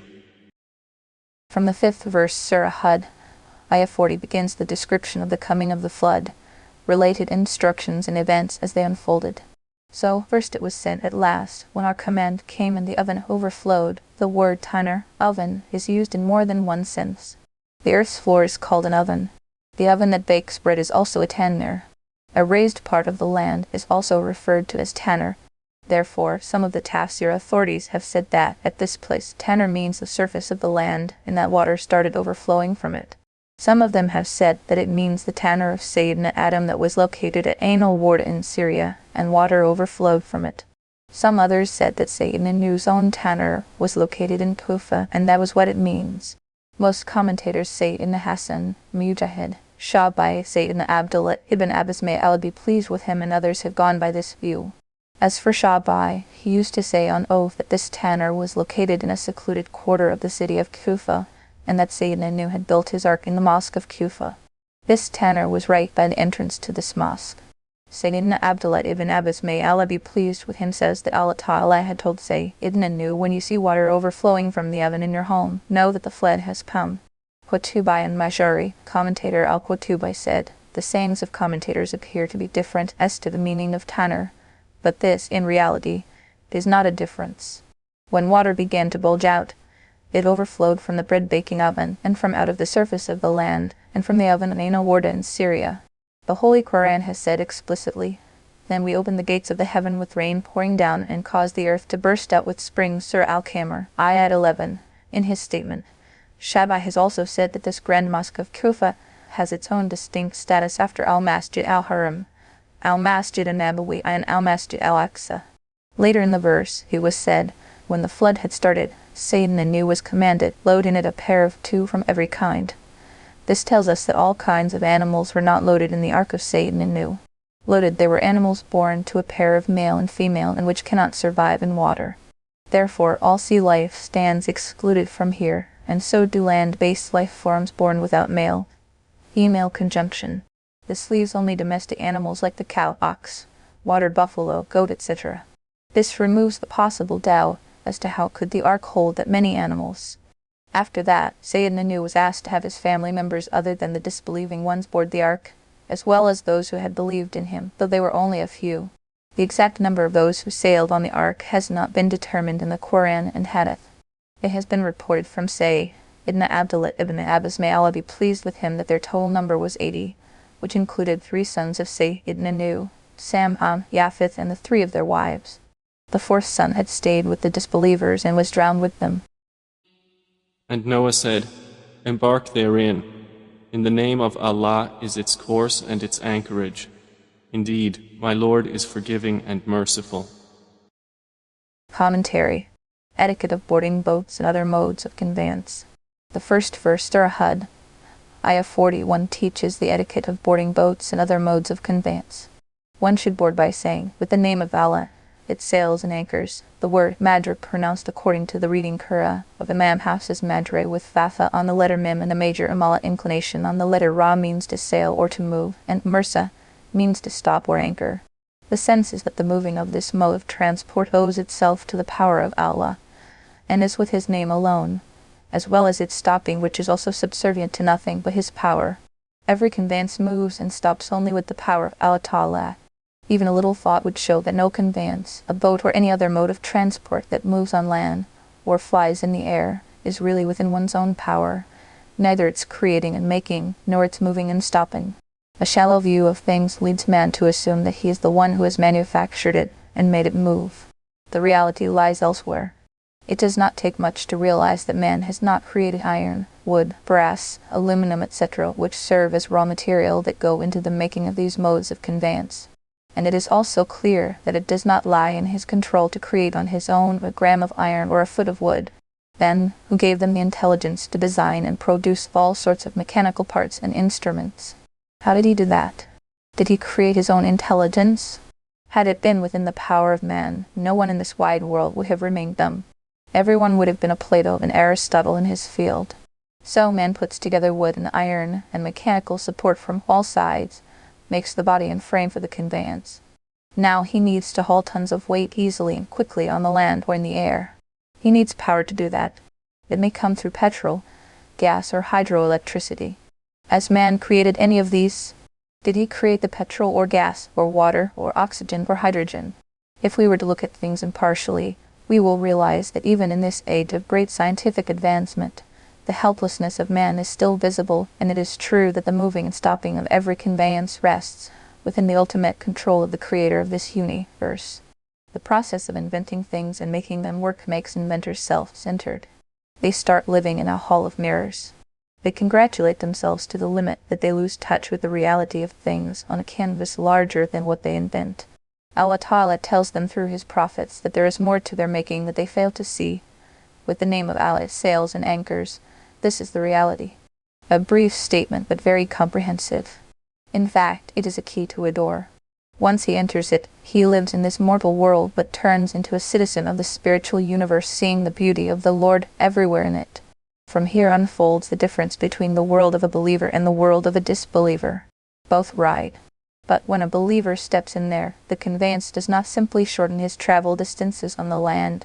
It introduces him to the one higher, more sublime. And it sailed with them through waves like mountains. And Noah called to his son who was apart from them, O my son, come aboard with us, and be not with the disbelievers. As stated in the second and third verse, when the whole family of Sayyidina Nuh had boarded the ark, a son whose name has been reported as Canaan was left out. Out of his paternal compassion, Sayyidina Nuh called out to him, asking him to come on board and warning him that he should not stay in the company of disbelievers, otherwise he would be drowned with them. This young man was already in league with those disbelieving enemies, in fact, was himself a disbeliever. But in all likelihood, Sayyidina Nuh did not know that he was a disbeliever. And even if he did know that, the good counsel he gave to his son to board the boat and leave the company of the disbelievers was in the spirit of asking him to repent from disbelief and enter the fold of faith. But the unfortunate son still took the flood to be something that will pass away, and told him not to worry about him, for he would be safe from the flood by climbing a mountain. Sayyidina Nuh warned him again that nothing was going to save anyone, not even a mountain, from the punishment of Allah on that day, and that there was no way one could remain safe from it unless Allah Himself were to show mercy to him. This father-son dialogue was on from a distance when rose a wave of the flood and took him down and away. Historical reports say that the level of the flood was 15 yards above the highest mountain peak, and according to some other reports, it was 40 yards high. In the 4th verse, Surah Hud, Ayah 44, the recession of the flood and the return of things to normal conditions has been described in a particular manner. Addressing the earth, Allah Ta'ala commanded, O earth, suck in your water. The sense was that the amount of water which had bulged out from the earth was to be taken back in by the earth. The sky was commanded to stop raining. The water from rains that had already accumulated on the earth, nature channeled it into rivers and streams for human beings to benefit by it. Tafsir quoted by Majari. In this verse, Allah Ta'ala has given His commands by addressing the heaven and the earth, although these are no sensate entities, at least outwardly. Therefore, some commentators have taken it in a figurative sense. But the fact of the matter is that, in terms of our perception, things in the world which appear non-conscious, insensate, and lifeless are, in all reality, live and conscious. Yes, their consciousness and perception are not of a level as given to humankind and others, therefore, by declaring them to be inanimate, they were not obligated with the precepts and injunctions of the Sharia. Many verses of the Holy Qur'an confirm it, such as, and there is no such thing which does not glorify Him with praises, Surah Al-Isra, Ayah 44, and it is obvious that the glorification of Allah Ta'ala depends on knowing Him, and knowing on reason and consciousness. This tells us that everything has reason and consciousness according to its respective capacity. From it, it recognizes its creator, and whatever it has been assigned to do by Him. Everything knows it fully well and keeps doing it staunchly as due. The verse of the Quran gave each thing its form and guided it. Surah Taha, ayah 50, means exactly this. Therefore, in this verse, if the address to the heaven and the earth is taken in the real sense, it does not matter. Sage Rumi said, "Dust, air, water, and fire are all servants. For you and me dead, but with Him live." But he said, I will take refuge on a mountain to protect me from the water. Noah said, there is no protector today from the decree of Allah, except for whom He gives mercy. And the waves came between them, and he was among the drowned. See Surah Hud, ayah 42 for the Tafsir. And it was said, O earth, swallow your water, and O sky, withhold your rain. And the water subsided, and the matter was accomplished. And the ship came to rest on the mountain of Judi. And it was said, away with the wrongdoing people. At the end of the 4th verse Surah Hud, ayah 44, it was said that the heaven and the earth obeyed the orders, and the matter of the flood was all over. The ark of Sayyidina Nuh came to rest on the Mount Judi, and it was declared that the unjust people have been cast far away from the mercy of Allah, which is what curse is. Mount Judi still stands there by that name.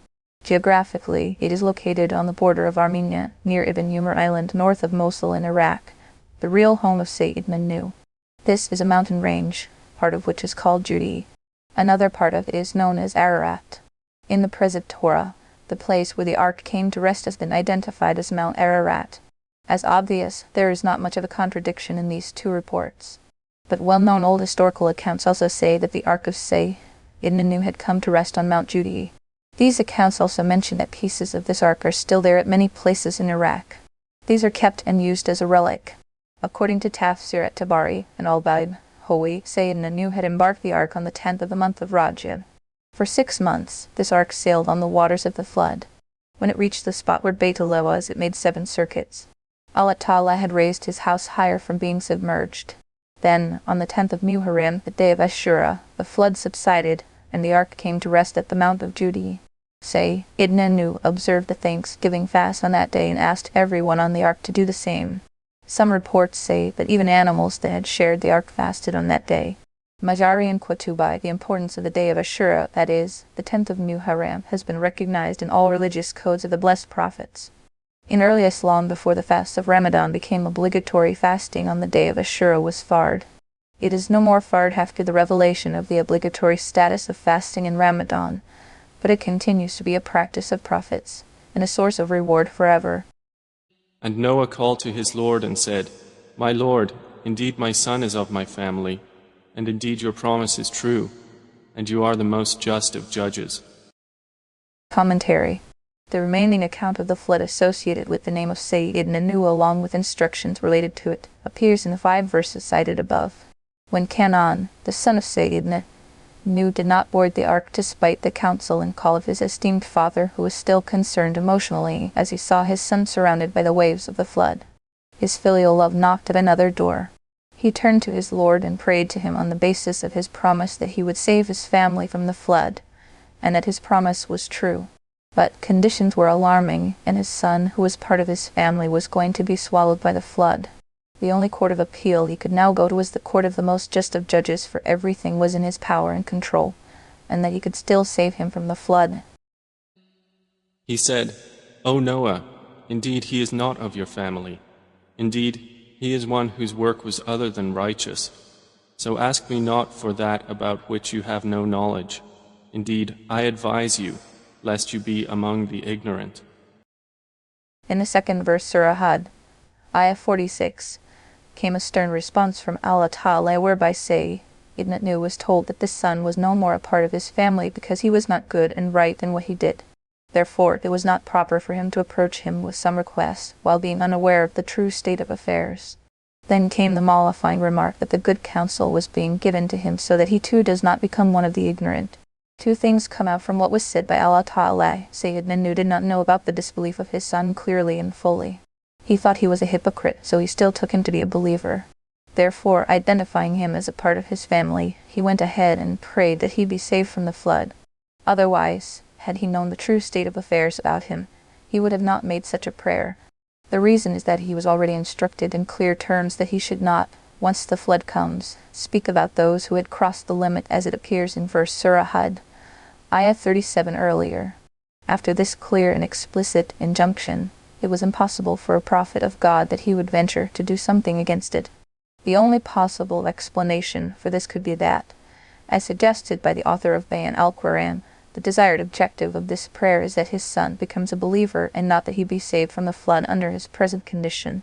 But Allah Ta'ala has not taken say in the news lack of knowledge about the disbelief of his son and the prayer for his deliverance based on it as sound excuses. Therefore, he was questioned as to why he would make such a prayer. This is a slip at the highest level of the station of a prophet, which Sayyidina Nuh would himself refer to on the day of resurrection, when the whole creation will request him to intercede with the Lord on their behalf. He would excuse himself by saying what had happened to him, therefore he would not dare any intercession. Prayer for the disbelieving and the unjust is not permissible. A religious rule of conduct that we learn about here is that one should first find out whether or not the objective for which he is making a prayer is permissible and how lawful. It is prohibited to make dua, prayer, under doubtful circumstances. Tafsir al-Maarif with reference to Al-Bay, though he reports that since this verse tells us about the prohibition of dua under doubtful circumstances, it is automatically inferred from it that it will be all the more prohibited to pray for anything known to be impermissible and unlawful. This rule also helps us realize the absence of discretion among modern-day sheikhs, spiritual masters, who have become used to raising their hands of prayer for anyone who comes and asking for some prayer to be made for him. Most of the time, they know that this person is not on the right, or is unjust in the case for which he is asking the sheikh to pray, or the person is asking the sheikh to pray for a purpose that is not lawful for him. Maybe this person is looking for a particular job or office through which he will become involved in earning unlawfully or succeed in it by usurping someone's right. When attending circumstances are known, such prayers are unlawful and impermissible after all. Even if the circumstances are doubtful, taking the initiative to make dua, without first getting to know the circumstances as they are and the lawfulness of the matter in question, is also not appropriate. Brotherly relations between believers and disbelievers. The second religious ruling that emerges from here is that a believer and a disbeliever may be blood relatives to each other. But when it comes to religious and collective matters, this kinship will have no effect. A person may be high-born. He may come from the progeny of men of high spiritual status, so much so that one may even have the honor of being among the progeny of our most noble prophet. But this high lineage and this prophetic connection will also not be taken into consideration as a factor in religious matters if the person is not a believer. In religion, everything functionally depends on faith, goodness, and the fear of Allah. One who is good in deeds and fears Allah, he is ours. If not like that, he is an alien. At concessions based on kinship and given even in religious matters, brothers would have not crossed swords against each other in the battlefields of Badr and Uhud. It is common knowledge among Muslims that the battles of Badr, Uhud, and Al-Ahzab were fought among individuals coming from the same families. This clearly demonstrates that Islamic nationality or brotherhood does not hinge on lineal bond or geographical or linguistic unity. Instead, it revolves around faith and deed. All believers, residents of any country, members of any family, and speakers of any language, are a single nation, a single brotherhood. The Quranic verse, "The believers are but brothers," Surah Al-Hujurat, ayah 10, means just this. Then, those who are deprived of faith and good deeds, they are not members of the Islamic brotherhood. The Holy Quran has made this reality all the more clear through the words spoken by Sayyidina Ibrahim. "Indeed, we have nothing to do with you, and with whatever you worship other than Allah." Surah Al-Mumtahana, ayah 4. This humble writer has restricted the above rule to the religious matters only for the reason that in worldly matters, demonstrating good social behavior, moral grace, favor, and generosity is something different.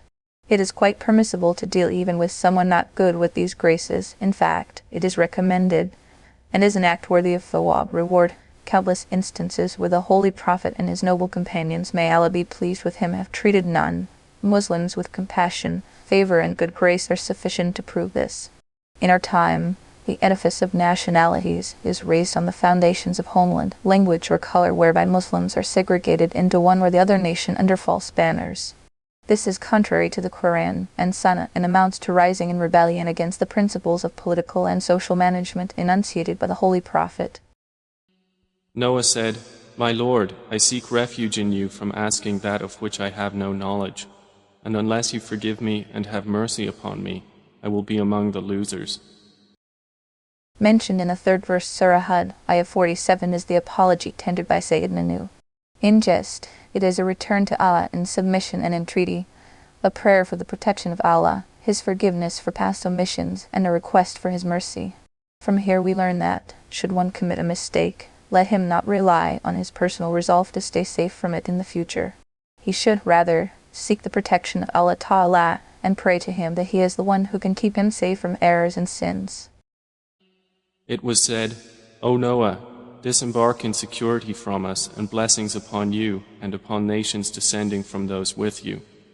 But other nations of them we will grant enjoyment. Then there will touch them from us a painful punishment."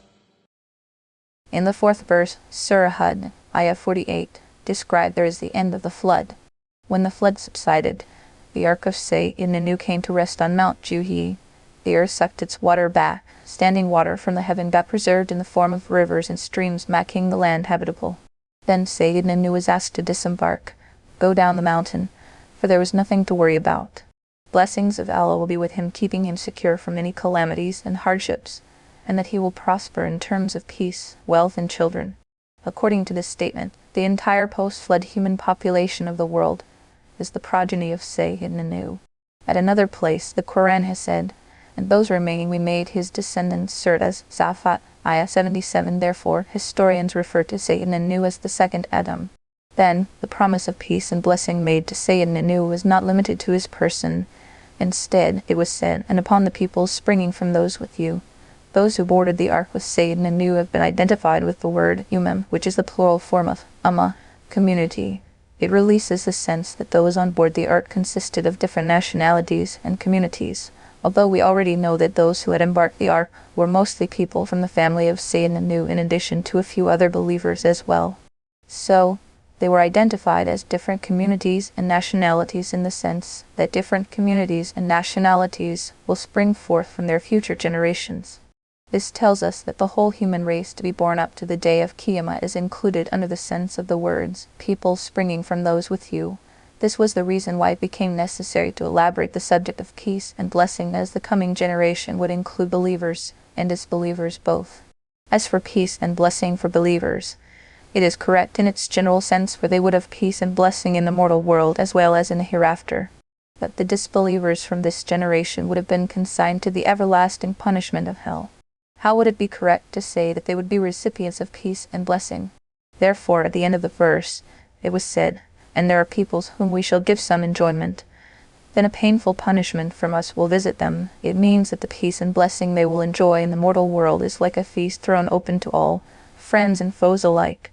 Also participating in it will be those who take to disbelief from among the progeny of Sayyidina Nuh, but the salvation and prosperity of the hereafter shall be reserved for believers only.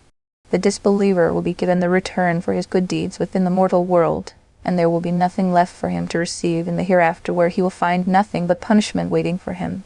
When the Holy Prophet came to know of this detailed information about Sayyidina Nuh and the flood through revelation, he related it to his people. This event then became a standing witness to the veracity of the Holy Prophet himself as a genuine prophet. To alert him to this situation, it was said in the 5th verse Surah Hud, ayah 49, "As for Sayyidina Nuh and the flood that came during his time, these were pieces of information that lay in the domain of the unseen. He had no knowledge of it beforehand, nor his people, the Arabs, knew about it. It was He who told them about it. What was the explanation for it? How could it happen? There was no other explanation but that Allah had Himself told him about it through revelation, because, had his people been educated and conversant with world history, it could be surmised that he had related these events after having heard them from those learned people.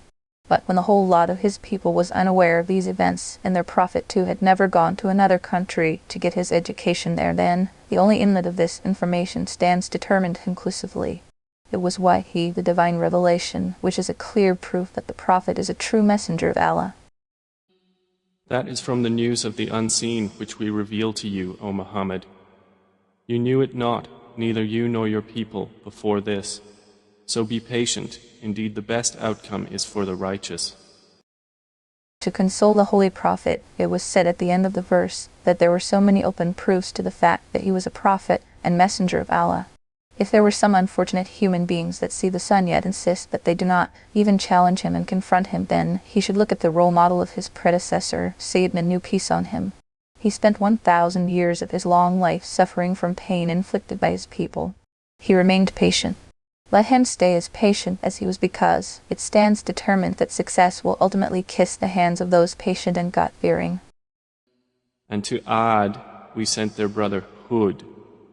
He said, O my people, worship Allah. You have no deity other than Him. You are not but inventors of falsehood. Commentary.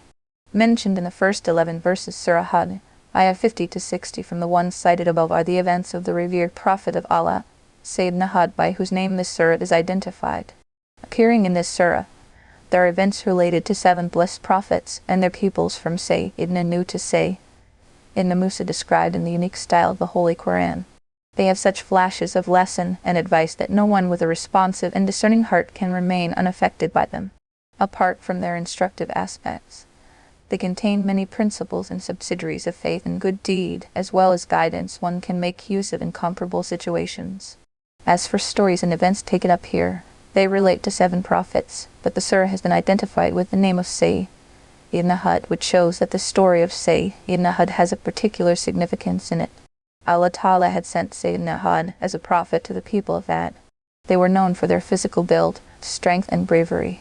Sayyidina Hud was also one of them, as indicated in their brother Hud. How regrettable that a people so strong and brave had lost their reason to the extent that they had taken to worshipping gods they had carved out of stones with their own hands. 3 basic principles of the call of faith Sayyidina Hud presented before his people have been mentioned in the first 3 verses Surah Hud, Ayah 50 to 52. 1. The belief in Tawhid, oneness of Allah, and that taking someone or something else worthy of worship other than Allah is nothing but a lie and fabrication. 2. He was a messenger of Allah. He had come with the call of Tawhid for them. This was the mission of his life. He was working hard against heavy odds to convey the message to them. Why would he do that? If they thought about it, they would see that he was not asking them to pay for his services, nor did he receive any material benefits from them. If he did not honestly believe it to be the will and command of Allah, and right and true, why would he go to all that trouble of inviting them to believe and live a better life? O my people, I do not ask you for it any reward. My reward is only from the one who created me. Then will you not reason? Payment for dawah work. The Holy Quran reports almost all prophets saying that they do not ask for any payment against the duty of dawah they do. This shows that, in case payment is accepted, as prearranged or as implied by custom against dawah and tabligh, the call remains ineffective. Experience bears it out that those who take wages for their religious sermons, addresses, and good counsels leave the hearts of their audience unchanged at the end of the exercise. 3. Forgiveness and repentance. He exhorted them to seek forgiveness for Allah Ta'ala for their disbelief and for sins they had committed in their past life. Then, for future, let them be ashamed of what they had done, repent, and promise to themselves, making a firm resolve and commitment that they would never go even near them. If they sincerely went through this process of seeking forgiveness from Allah and showing repentance before Him, the result will be that they shall, no doubt, be blessed with everlasting prosperity in the hereafter, but in the mortal world too. They will themselves notice its many benefits coming to them. Firstly, the act of istighfar and tawbah will remove the distress of famine from them. Heavy rains will come when making their provisions sumptuous. Secondly, it would increase their strength and power. The word quwwah has been used here in a general sense, which includes physical strength and power as well as the strength that comes from increases in wealth and children. This tells that tawbah and istighfar have a special property of their own, that their practitioner is blessed with extended means of sustenance and satisfying increase in wealth and children, even in this mortal world. Captives of their ignorant ways, the people of Sayyidina Hud brushed his call aside by saying, in effect, a miracle would have been something which you did not show to us. You are simply saying what you have to say. Now, just because what you are saying, we are not going to leave our gods we worship, and in you, we are not going to believe. In fact, we believe that you have lost your mind as a result of maligning our gods. Otherwise, you would not be saying all that. Demonstrating his prophetic courage, Ibn Hud said in response, if you would not listen to me, then hear this, I make Allah my witness, and you too bear witness, that I am disgusted with all your gods other than Allah. Now, do you and your gods, whatever you all can do against me, and do not even give me the least respite.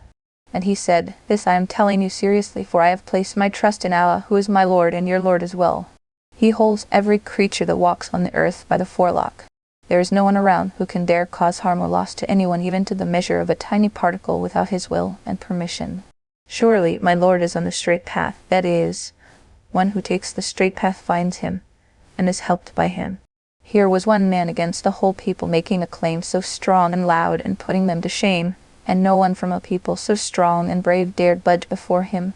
This was a standing miracle of Sayyidina Hud, which also provides an answer to their complaint that he did not show them a miracle. And it also provides yet another answer to their audacious comment that their gods had made him mentally deranged, for had their gods been exercising this kind of power, they would have never left him alive after what he had said against them. After that, he said, if you continue to be so insanely opposed to truth, then you must understand that I have already conveyed to you the message with which I have been sent. Now, its logical outcome could be no other, but that the wrath and punishment of Allah falls on you, and you are destroyed to the last man, and my Lord brings another people to settle on this land. As for what you are doing against this matter of truth, you are simply hurting yourself, not Allah. Surely my Lord oversees everything, and he is aware of all your deeds and thoughts. They were the kind of people who would not listen to anything. They chose to stick to their contumacy. Then the punishment of Allah descended upon them in the form of a stormy wind that uprooted their homes and trees. Living entities, human and animal, would be blown up high into the air and ricochet back onto the ground faces down. Human cries could be heard coming from the sky until this whole set of people, unique in their size and strength, were annihilated to the last man. When came the command to send divine punishment on these people, Allah Ta'ala, in accordance with his customary practice, saved his prophet and his companions from this severe punishment, as they were ordered to leave that area before the punishment came. After having mentioned the event relating to the people of Ad and the punishment that came upon them, an exhortation was necessary so that others could learn their lesson from it. So it was said, that was the tribe of Ad. They rejected the signs of their Lord, disobeyed their messengers, yet kept following the dictates of those who were tyrannical and obstinate. The outcome was that curse, that is, the state of being away from the mercy of Allah, kept pursuing them in the mortal world, and will keep pursuing them similarly on the day of Qiyamah as well. From this event, we learn that the people of Ad were overtaken by a stormy wind. But it appears in Surah Al-Mu'minun, Ayah 41, that they were destroyed by a harsh sound, as Sayha, the cry, the shriek. It is possible that both kinds of punishments had visited the people of Sayyidina Hud. The event relating to the people of Ad and Sayyidina Hud ends here. And O my people, ask forgiveness of your Lord and then repent to him. He will send rain from the sky upon you in showers and increase you in strength added to your strength. And do not turn away, being criminals. After that, the next 8 verses, Surah Hud, Ayah 61 to 68, carry the story of Sayyidina Salih, peace be upon him. He was sent to the people of Thamud, another branch of the tribe of Ad. He too invited his people to believe in Tawhid, the oneness of Allah. As customary, his people belied him and insisted that he must first make a she-camel of a specified description come out from the rock of the mountain in front of them in order to have them believe that he was a true prophet of Allah. Sayyidina Salih warned them, if Allah Ta'ala shows you your custom-ordered miracles, and you still fail to believe, then, according to the customary practice of Allah, the punishment will come and destroy all of you. But they remained obstinate, and Allah Ta'ala, in his perfect power, made the miracle they demanded manifest before them. The rock of the mountain in front of them split asunder. Out from it came the she-camel bearing the features specified by them. Allah Ta'ala ordered them not to harm the she-camel in any manner, otherwise the punishment will come upon them. But they disobeyed this order as well, and killed the she-camel. Consequently, they were seized by Allah Ta'ala. Sayyidina Salih and his companions were saved from the punishment, and the rest of those people were destroyed by a sound which was severe and terrifying. They said, O Hud, you have not brought us clear evidence, and we are not ones to leave our gods on your say-so, nor are we believers in you. See Surah Hud, Ayah 52 for the Tafsir. We only say that some of our gods have possessed you with evil. He said, Indeed, I call Allah to witness, and witness yourselves that I am free from whatever you associate with Allah. See Surah Hud, Ayah 52 for the Tafsir. Other than him, so plot against me altogether, then do not give me respite. See Surah Hud, Ayah 52 for the Tafsir. Indeed, I have relied upon Allah, my Lord and your Lord. There is no creature but that He holds its forelock. Indeed, my Lord is on a path that is straight. See Surah Hud, Ayah 52 for the Tafsir. But if they turn away, say, I have already conveyed that with which I was sent to you. My Lord will give succession to a people other than you, and you will not harm him at all. Indeed, my Lord is, over all things, guardian. See Surah Hud, Ayah 52 for the Tafsir. And when our command came, we saved Hud and those who believed with him by mercy from us, and we saved them from a harsh punishment. See Surah Hud, Ayah 52 for the Tafsir. And that was Ad, who rejected the signs of their Lord and disobeyed his messengers, and followed the order of every obstinate tyrant.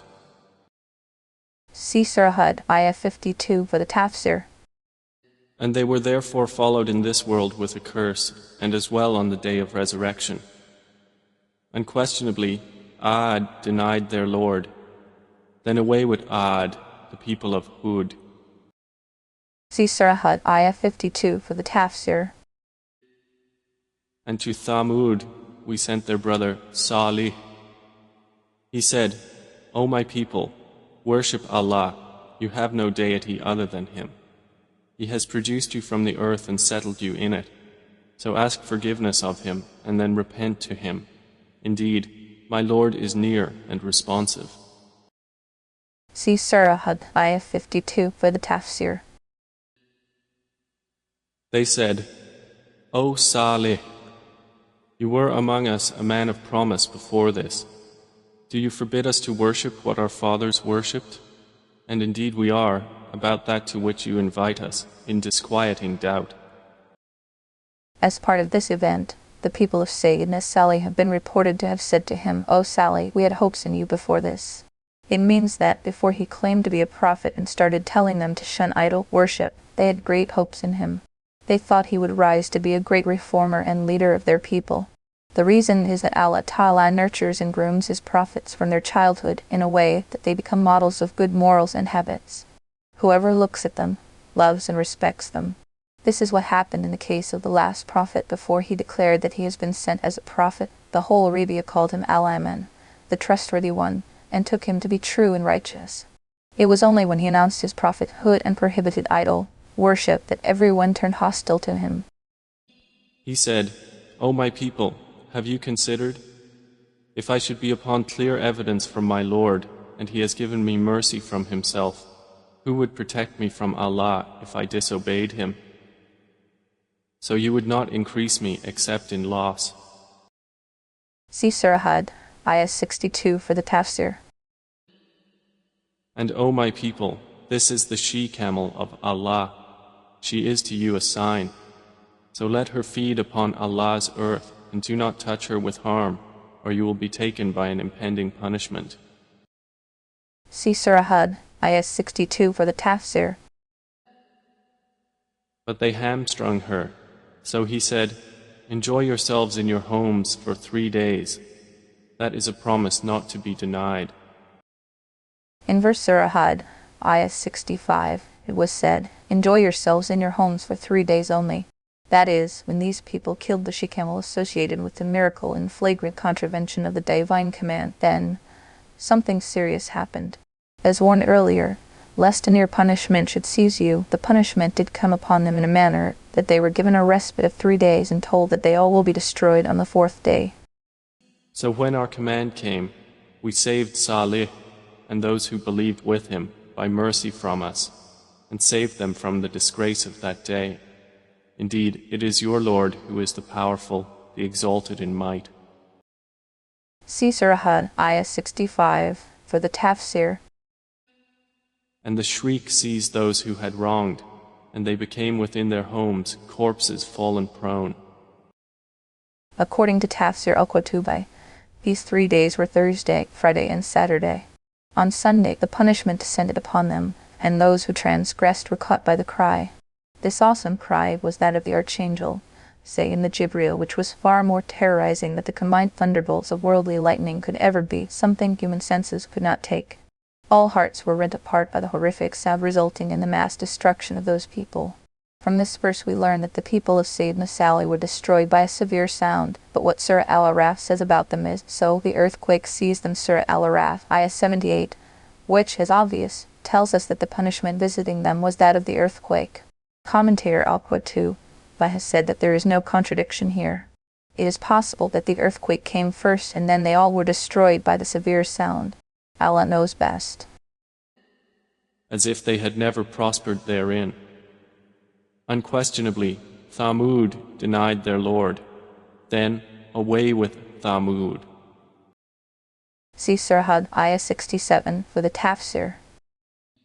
And certainly did our messengers come to Abraham with good tidings. They said, "Peace." He said, "Peace," and did not delay in bringing them a roasted calf. Commentary. In these 5 verses, an event relating to Sayyidina Ibrahim has been mentioned.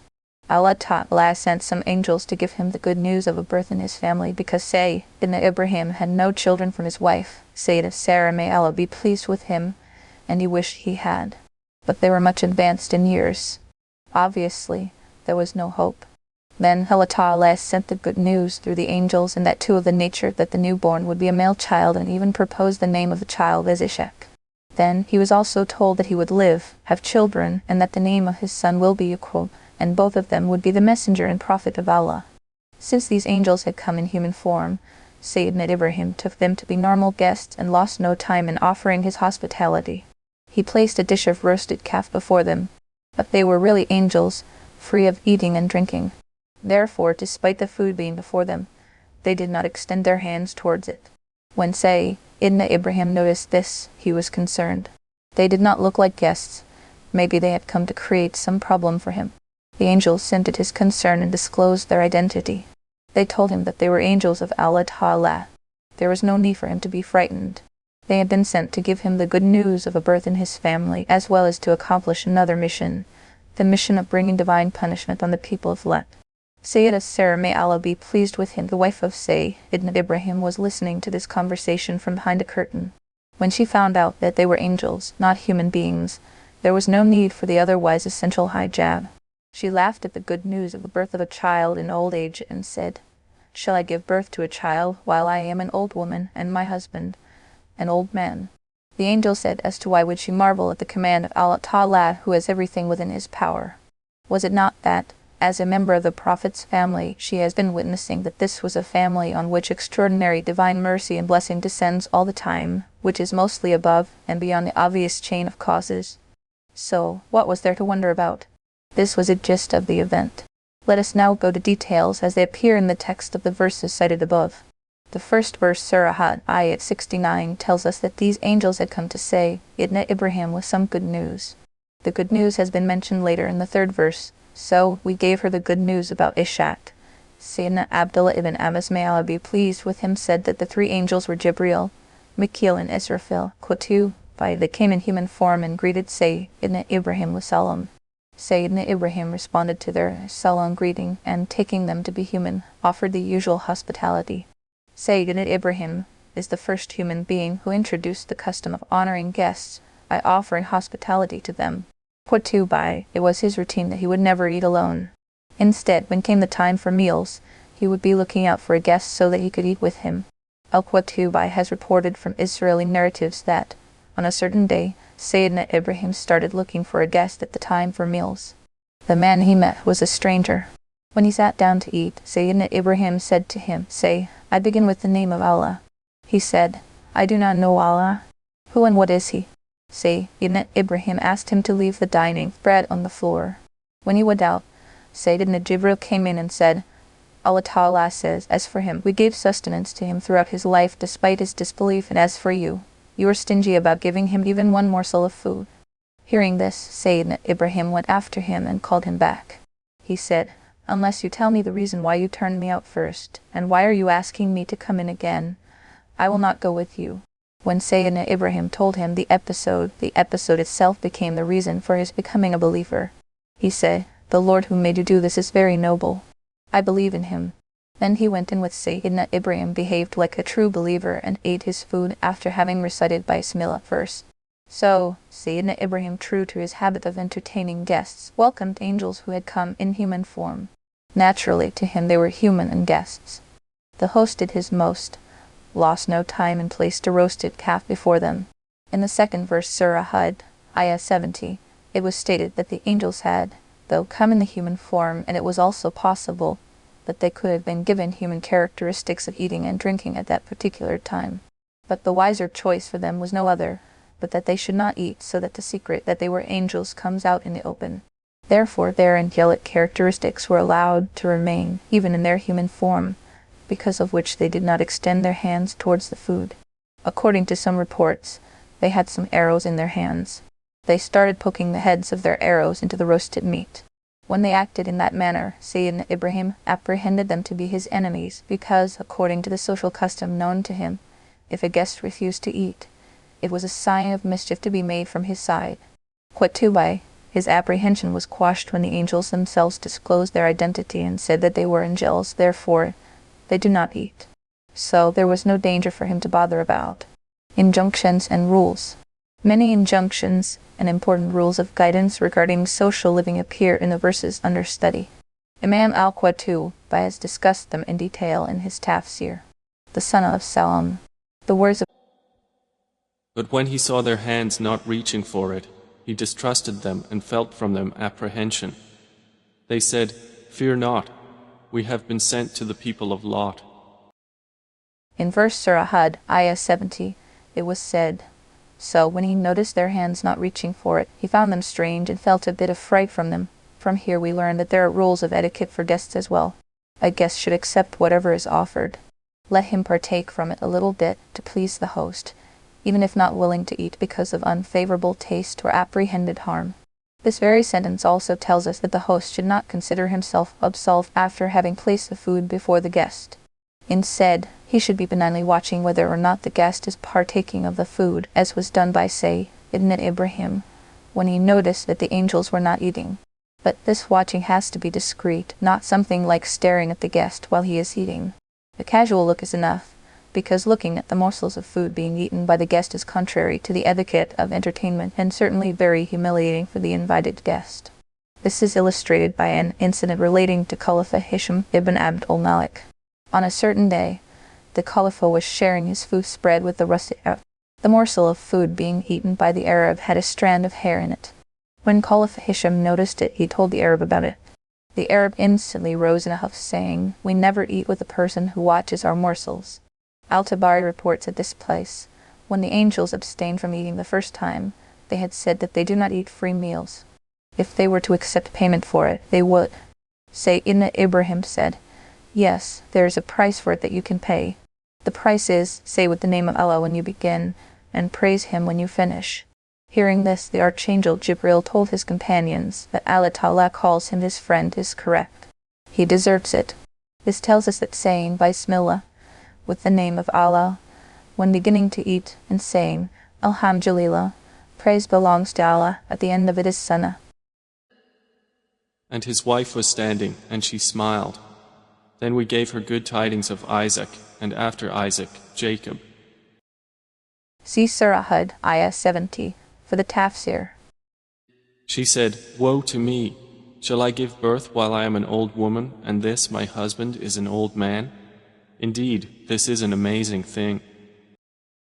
See Surah Hud, Ayah 70, for the Tafsir. They said, "Are you amazed at the decree of Allah? May the mercy of Allah and His blessings be upon you, people of the house. Indeed, He is praiseworthy and honorable." See Surah Hud, Ayah 70, for the Tafsir. And when the fright had left Abraham and the good tidings had reached him, he began to argue with us concerning the people of Lot.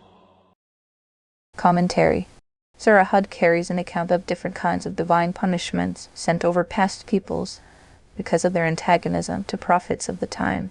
Described in the verses cited above is the moral condition of the people of Say ibn Lot and the severe punishment given to them. Besides being disbelievers, the people of Say ibn Lot were involved in the practice of such abject evil and immodesty as was not found in the world before them, something even wild animals hate. That a man would pollute his honor and dignity with another man is a curse, the fallout from which is far more injurious than common fornication. Therefore, the harsh punishment that descended on these people had never hit known practitioners of common acts of immodesty. The event relating to Say ibn Lot, as it appears in the cited verses, tells that Allah Ta'ala sent some angels, including Say ibn Jibril, to execute the punishment against these people. They first went to Sayyidina Ibrahim in Palestine, the account of which has appeared in previous verses. After that, they came to Sayyidina Lot, whose abode was located at a distance of 10 or 12 miles from there. Certainly great is the majesty of Allah Ta'ala. When he seizes a people in punishment, the punishment that he makes descend upon them is chosen to be congruous to their misdeed. On this occasion, too, these angels of Allah were sent in the form of handsome young men. When they reached the home of Say ibn Lot, he too took them to be visiting guests, for they had come in human form. He found himself in a fix. If he backed out from entertaining guests, it would be against his dignity as a prophet. If he took them in as his guests, then he knew how evil and dirty his people were. The danger was that they might storm his home and hurt the guests while he failed to defend them.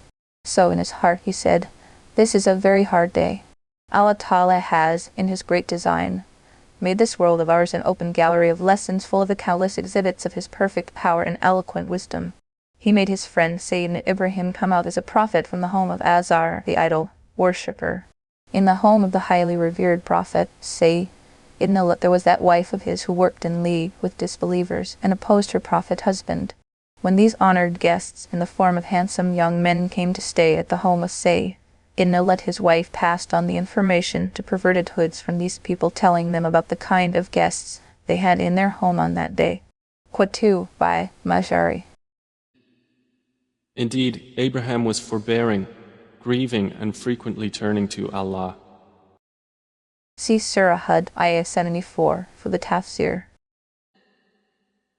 The angel said, "O Abraham, give up this plea. Indeed, the command of your Lord has come, and indeed there will reach them a punishment that cannot be repelled." See Surah Hud, Ayah 74, for the Tafsir. And when our messengers, the angels, came to Lot, he was anguished for them and felt for them great discomfort, and said, "This is a trying day." See Surah Hud, Ayah 74, for the Tafsir. And his people came hastening to him, and before this they had been doing evil deeds. He said, "O my people, these are my daughters, they are purer for you. So fear Allah and do not disgrace me concerning my guests. Is there not among you a man of reason?" Things turned out as Say ibn Lot at first apprehended. This finds mention in the second verse, Surah Hud, Ayah 78, and his people came to him, rushing upon him, and they were already used to committing evil deeds. It has been hinted here that such was the curse of their evil deed that they had lost all sense of modesty and propriety, so much so that they did not hesitate to storm even the home of Say ibn Lot for a purpose as sinister. When Say ibn Lot realized that it was difficult to protect his guests, he tried to divert the attention of his people from their evil advances by telling them that he would give his daughters in marriage to their chiefs, if they were to stop their evil mongering. The marriage of a believing girl with a disbelieving man was permissible at that time.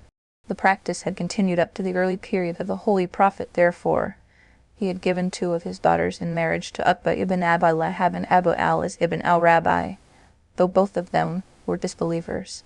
Later came the verses that prohibited the marriage of Muslim women with disbelieving men as haram.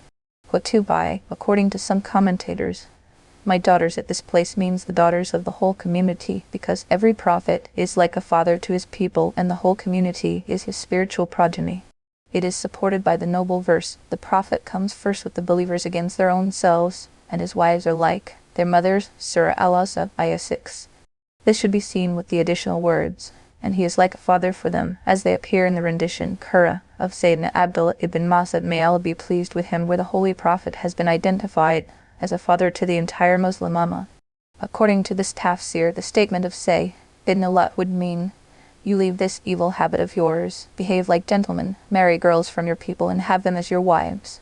After that, it was to warn them against divine punishment that Say ibn Allah said, so fear Allah. Then he pleaded with them, do not disgrace me in respect of my guests, and then wondered, is there not a single right man among you, someone who would listen to his plaint? But there was no trace of gentility or even humanness left in any of them. So, in acid wickedness, they all responded, you know that we have no claim on your daughters, and you know well what we want. They said, you have already known that we have not concerning your daughters any claim, and indeed you know what we want. See Surah Hud, Ayah 78, for the tafsir. He said, if only I had against you some power or could take refuge in a strong support. Totally exasperated, what Say ibn Allah could say at that time was, that is, only if I had enough strength in me to stand against this onslaught by my people, or that I had the backing of some strong group who would have helped me get rid of these oppressors. Seeing this anxiety of Say ibn Allah, the angels disclosed their identity and said, do not worry. Your group is very strong and very powerful. We are angels of Allah. They cannot touch us. We have come to execute the punishment for them. It appears in a hadith of the Sahih of Al-Bukhari that the Holy Prophet said about it, may Allah Ta'ala have mercy on it. He was compelled to seek the protection of some strong group, and the report intermid, he carries another sentence with it. After Sayyidina Allah Ta'ala sent no prophet whose clan or tribe was not his supporter. This was true in the case of the Holy Prophet. The disbelieving Quraysh did everything they could against him, but his entire clan supported him, though they did not agree with him religion-wise. This was the reason why Banu Hashim as a whole sided with the Holy Prophet, and the boycott imposed by the Quraysh disbelievers whereby they had cut off essential supplies to him. During this episode, as reported from Sayyidina Abdullah ibn Abbas, may Allah be pleased with him, when the people of Sayyidina mobbed his home, he had closed the entrance door. The conversation with these wicked people was going on from behind it. The angels too were inside. The mob was threatening to jump the walls, barge in and break the door. Thereupon came these words on the lips of Say ibn Allah. When the angels saw this anxiety of Say ibn Allah, they disclosed their real identity and asked him to open the door. It was time that they took over and gave the miscreants a foretaste of the divine punishment. When the door was opened, Archangel Jibril pointed his feather towards their eyes. They turned blind and started running. The angel said, O Lot, indeed we are messengers of your Lord. Therefore, they will never reach you. So set out with your family during a portion of the night, and let not any among you look back, except your wife. Indeed, she will be struck by that which strikes them. Indeed, their appointment is for the morning. Is not the morning near? At that time, the angels under divine command said to Say ibn Allah, so, move with your family in a part of night, and asked him to instruct everyone in his family not to turn and look back with the exception of his wife, because she was going to be hit by the same punishment that was to fall on his people. This could also mean that he was not to take his wife along with him, and it could also mean that, being his wife, she was to go along as part of his family, but she would not obey the instruction of not looking back he would give to his family. According to some reports, this is what happened. This wife started off with others, but when she heard the big bang of the punishment given to her people, she looked back and felt sorry at their destruction. At that moment there came a splintered rock and finished her off like others. Qutu by Majari, the angels had also told Say ibn Allah that the deadline of the punishment is the morning. He said that he wished the punishment would come sooner. Thereupon, the angels said, is it not that the morning is near? After that, the Qur'an portrays the occurrence of the punishment by saying, so when our command came, we turned whatever there was in their habitat upside down, raining such stones over it as had the names of everyone there marked on it. Reports say that these habitations were composed of 4 major towns where those people lived. These very habitations have been named as Al-Mukhtasar, the towns overturned, elsewhere in the Holy Qur'an, Surah At-Tawbah, Ayah 70, Surah Al-Haqqa, Ayah 9. When the divine command came, the Archangel Jibril al-Amin dissected the base of the land mass, holding all those towns on top of it with his wing, raised all of it upwards in a way that everything stayed where it was, even water in a water vessel. It was in the backdrop of human, animal, and canine voices coming from the sky that he heaved all these habitations straight up towards the sky, and then threw the whole thing back upside down as appropriate to and as called for by the evil they indulged in.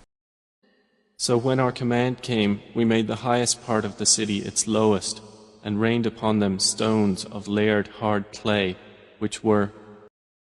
See Surah Hud, Ayah 81, for the Tafsir. Marked from your Lord. And Allah's punishment is not from the wrongdoers very far. At the end of the verse Surah Hud, Ayah 83, after having mentioned the actual punishment that hit the people of Say, Ibn Lut was to warn the contemporary peoples of the world that it was said, and it is not far from the transgressors. It means that people who insist upon indulging in this shameful act should not consider themselves very far from this punishment. It can come even today. The Holy Prophet said, even in my Ummah, some people will do what the people of Lut used to do. When this starts happening, then wait, for they too would be subjected to the same punishment that was inflicted on the people of Lut. And to Madian we sent their brother Shu'aib. He said, O my people, worship Allah. You have no deity other than Him. And do not decrease from the measure and the scale. Indeed, I see you in prosperity, but indeed I fear for you the punishment of an all-encompassing day. Commentary.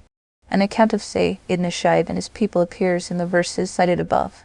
Besides being kafirs and mushriks, his people used to give less in weights and measures. Sayyid Shaib carried his call to them, told them not to give less in weights and measures, and warned them of divine punishment if they persisted with this way of life. But they did persist with their denial and contumacy, and as a consequence, all those people were destroyed through a severe punishment, details of which appear as follows. In the first verse Surah Hud, Ayah 84, it was said, and to Madian we sent their brother. Shaib. Madian was actually the name of a town settled by Madian ibn Ibrahim. Its present location has been given as Ma'an in Jordan. The people of this town are also called Madian. Therefore, by calling Sayyid Shaib brother of Madian, it was hinted that Allah Ta'ala sent His messenger to those people from among them so that they feel familiar and find it easier to accept His teachings. Then it was said, O my people, worship Allah. You have no God other than Him, and do not lessen the measure and the weight. Here, Sayyid Shaib has invited his people to believe in the oneness of Allah Tawhid, because they were mushriks, those who associated partners in the divinity of Allah. They worship trees.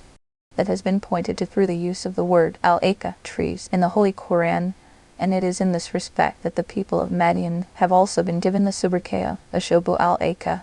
The people of Aka, Surah al-Hayr, Ayah 78, Surah Ash-Shura, Ayah 176, Surah Sad, Ayah 13, Surah Kaf, Ayah 14, along with this kufr and shirk. They were also involved in the grave sin of cheating in commercial transactions when they would weigh short and give less in measure, and thus deprive people of what was to come to them as their right. Sayyid ibn Shaib told them not to do that. Special note. Here, it is useful to keep in mind that kufr and shirk are the roots of all sins. People soaked in these are usually the first to be invited to believe. Faith comes before consideration to be given to matters like social transactions and individual deeds. Whether they have deliverance in the present world or would deserve punishment are things that too are decided on the basis of this faith or denial. All events related to past prophets and their peoples mentioned in the Quran bear witness to this mode of action with the exception of two communities. Punishment came upon them because of their disbelief as well as due to their evil deeds. The people of Sayyidina Lut were one of them upon whom, as mentioned earlier, their entire habitation was overturned. It has been stated that their evil practice was the reason for it. The people of Sayyid ibn Shaib were the other one. They were punished because of their kafr and shirk as well as because of their habit of weighing less and measuring short. This tells us that both these things are most hated and grave, more than any other sin. Obviously, the reason is that they bring serious loss upon the entire human race, leaving the world populated by it in a disorder of ominous proportions. Turning to the verses cited above, we see that Sayyid ibn Shaib has used his prophetic compassion to make his people stop their evil practice of giving short measure and less weight. The words he has used to say that are eloquent, I see you quite well off, and I fear for you the punishment of an encircling day. It means that Sayyid ibn Shaib found them living comfortably. They were not poor, hungry, and financially straitened, which could be one of the reasons why they had to take recourse to such a cursed practice. Now that they were already blessed by Allah Ta'ala, it required that they should not subject His creation to injustice. Not leaving it at that, they were also told that, in the event they did not listen to their Prophet and did not stop this evil practice, he apprehended that divine punishment might encircle them. This punishment could mean the punishment of the hereafter, and the punishment of the present world too. Then, the punishments due to come in this world may be of different kinds. The lowest punishment could be that they might lose the prosperity they had, or they may fall victims to famines and price hikes, as said by the Holy Prophet. When a people start lessening weights and measures, Allah Ta'ala makes them suffer from the punishment of famine and price hikes. And O my people, give full measure and weight in justice, and do not deprive the people of their due, and do not commit abuse on the earth, spreading corruption. Obviously, the very prohibition of weighing and measuring short makes weighing and measuring in full necessary. But to emphasize it further, Sayyidina Shaib said, "And O my people, perfect the measure and the balance with justice, and do not make the people short of their things, and do not go about the earth spreading disorder." What remains lawful from Allah is best for you, if you would be believers, but I am not a guardian over you. Then affectionately he explained to them, "Whatever is left with you by Allah is better for you, if you are believers, and I am not a watchman over you." They said, "O Shu'aib, does your prayer command you that we should leave what our fathers worship, or not do with our wealth what we please? Indeed, you are the forbearing, the discerning." It means if they were not to listen to him, let them remember that he was not responsible for the eventuality that they may be seized by some punishment. The Holy Prophet said about Sayyidina Shaib that he was an order among prophets. His eloquence was exceptional. He went to its farthest limits in order to make his people understand his message and take to the right path. But even after having listened to him, the response of his people was different from that given by ignorant diehards to their reformers. They threw taunts at him, made fun of him, and said, "O Shaib, does your salah prayer command you that we should give up what our fathers used to worship, or that we give up doing with our wealth whatever we wish? You are provenly the man of wisdom and guidance." The salah prayer of Sayyidina Shaib was well known among his people, as he was constantly devoted to it. Therefore they referred to it tauntingly in the sense that, God forbid, his salah taught him to say all those wild things. For what they said, we learn that they too thought that religion is restricted to acts of worship, and that it had nothing to do with material dealings. Let everyone earn and spend one's wealth at will. Placing any restriction on that is no job of religion, as many people, even in this time of ours, generally believe, in total ignorance of the real fact. He said, "O my people, have you considered? If I am upon clear evidence from my Lord, and He has provided me with a good provision from Him, and I do not intend to differ from you in that which I have forbidden you. I only intend reform as much as I am able, and my success is not but through Allah. Upon Him I have relied, and to Him I return." What Sayyidina Shaib had said to his people was good counsel based on earnest fellow feeling, but his people responded to him with a sarcasm that was biting. However, they had done that to a blessed prophet of Sayyidina Shaib's class. He heard their caustic comments, yet turned to them with the same empathy and once again tried to make them see the truth. He said, "O my people, tell me, if I am on a clear path from my Lord and He has provided me from Himself with a good provision, should I still leave you unguided?" Sayyidina Shaib was telling his people that he had been blessed by his Lord in that He gave him good provision for his material life, and in that He also gave him the light of revelation and spiritual insight. Now, with these wonderful assets in his hands, how could he ever think of becoming like them, willingly embracing error and injustice, and thus failing to bring the truth home to them? After that, he said, "And I do not want to do in your absence what I prohibit for you." This tells us that the way a preacher of religion conducts his life has a major role in what he preaches. What a preacher does not himself practice produces no effect on others. Then he said, "I want to do nothing but to set things right as far as I can," and since this effort too is not by his personal choice and volition, he further said, "And my ability to do things comes from none but Allah. In Him alone I have placed my trust, and to Him alone I turn in humbleness." And O my people, let not your dissension from me cause you to be struck by that similar to what struck the people of Noah, or the people of Hud, or the people of Salih. and the people of Lot are not from you far away. After having given this good counsel to them, he warned them of the punishment of Allah Ta'ala. He said, "And O my people, let not your hostility towards me cause you to suffer what was suffered by the people of Nuh, or the people of Hud, or the people of Salih.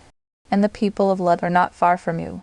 The sense of the last sentence is that the overturned habitations of the people of Say and Lut were close to Madian where they were. Then in terms of time, the punishment that came upon them was very close. From this they could learn their lesson and leave their obstinacy. Hearing this, his people were enraged. They said that had it not been for the support he had from his clan, they would have stoned him to death. Despite this threat, Sayyid Nishaib, true to his mettle as a prophet, did not hesitate to tell them that they feared his clan all right, but would have no fear of Allah who holds everything in his power. Finally, when his people did not listen to anything said to them, Sayyid Nishaib told them that they could now wait for the punishment. After that, Allah Ta'ala took out Sayyid Nishaib and those who had believed in him, as is the divine practice, from that habitation, and the rest of them were destroyed instantly at the harsh cry of Sayyidina Jibril. Injunctions and rulings. Rules about lessening of weights and measures. One of the reasons why punishment fell on the people of Sayyid Nishaib was their practice of weighing and measuring less than due called tafif. The Holy Qur'an has described the severe punishment for those who do that in Surah Al-Mutaffifin, which opens with the verse, "Woe to those who give less." Surah Al-Mutaffifin, Ayah 1. There is a consensus of the entire Muslim Ummah that doing so is strictly haram, unlawful. Quoting a saying of Sayyidina Umar, may Allah be pleased with him, Imam Malik has said in Mada that weighing and measuring less essentially means that someone does not fulfill the right of another person due on him, fully and duly. In fact, makes it less, whether it happens to be something given by weight or measure, or something of another kind. If an employee falls short in performing his or her assigned duty, or an office worker, or a laborer cuts his working hours short, or fails to fulfill his job assignment as due, then they all will be counted in this category. Anyone who does not perform his or her salah with due consideration of everything obligatory and mashan in it has also committed the crime of this tafif. May Allah keep all of us protected from it. Ruling. It appears in Tafsir al-Qur'an by that the people of Sayyid Nishaib would save gold and silver by trimming the edges of gold and silver coins, like dinar and dirham, circulating in the country as official currency, and which they would channel back into circulation at par value. Sayyid Nishaib prohibited them from doing so. In Hadith as well, the Holy Prophet has declared the chipping of the coins of an Islamic state to be haram, unlawful. Tafsir authority Zayd ibn Aslam has said exactly this while explaining the verse of the Quran, 9 family heads spreading corruption in the land and not correcting their ways. Surah Naml, Ayah 48. He says that these people of the city mentioned in the verse used to chip off gold and silver from dinar and dirham coins and ran a profitable business of their own through this source, something the Quran calls a great corruption. During the Khilafah of Sayyid Umar ibn Abd al-Aziz, may Allah have mercy on him, someone was arrested while he was cutting a dirham coin. He was awarded a punishment of lashes and was paraded around head shaved. Tafsir al-Qur'an. And ask forgiveness of your Lord, and then repent to him. Indeed, my Lord is merciful and affectionate. See Surah Hud, Ayah 89 for the Tafsir. They said, O Shu'aib, we do not understand much of what you say, and indeed we consider you among us as weak. And if not for your family, we would have stoned you to death, and you are not to us one respected. See Surah Hud, Ayah 89 for the Tafsir.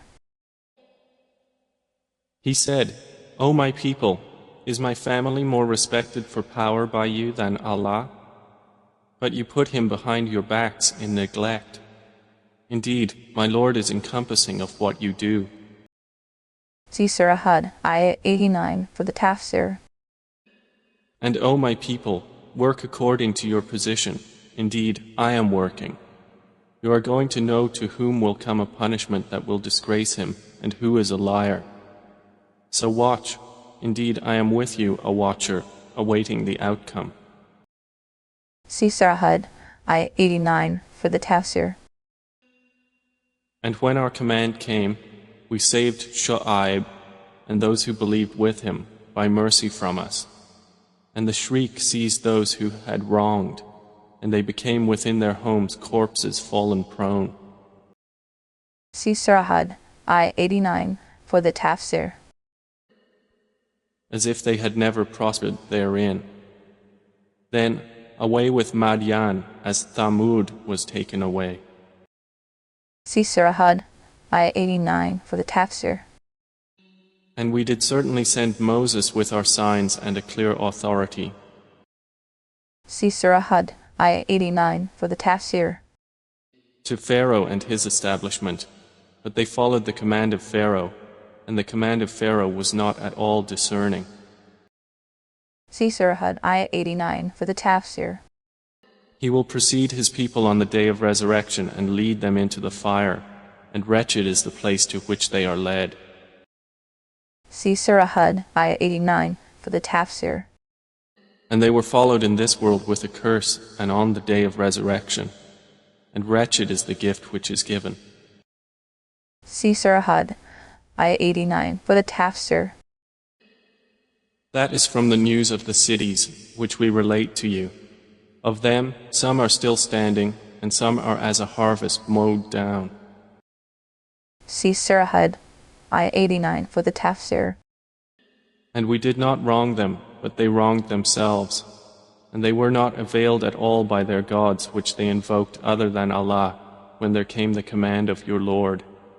And they did not increase them in other than ruin. See Surah Hud, Ayah 89 for the Tafsir.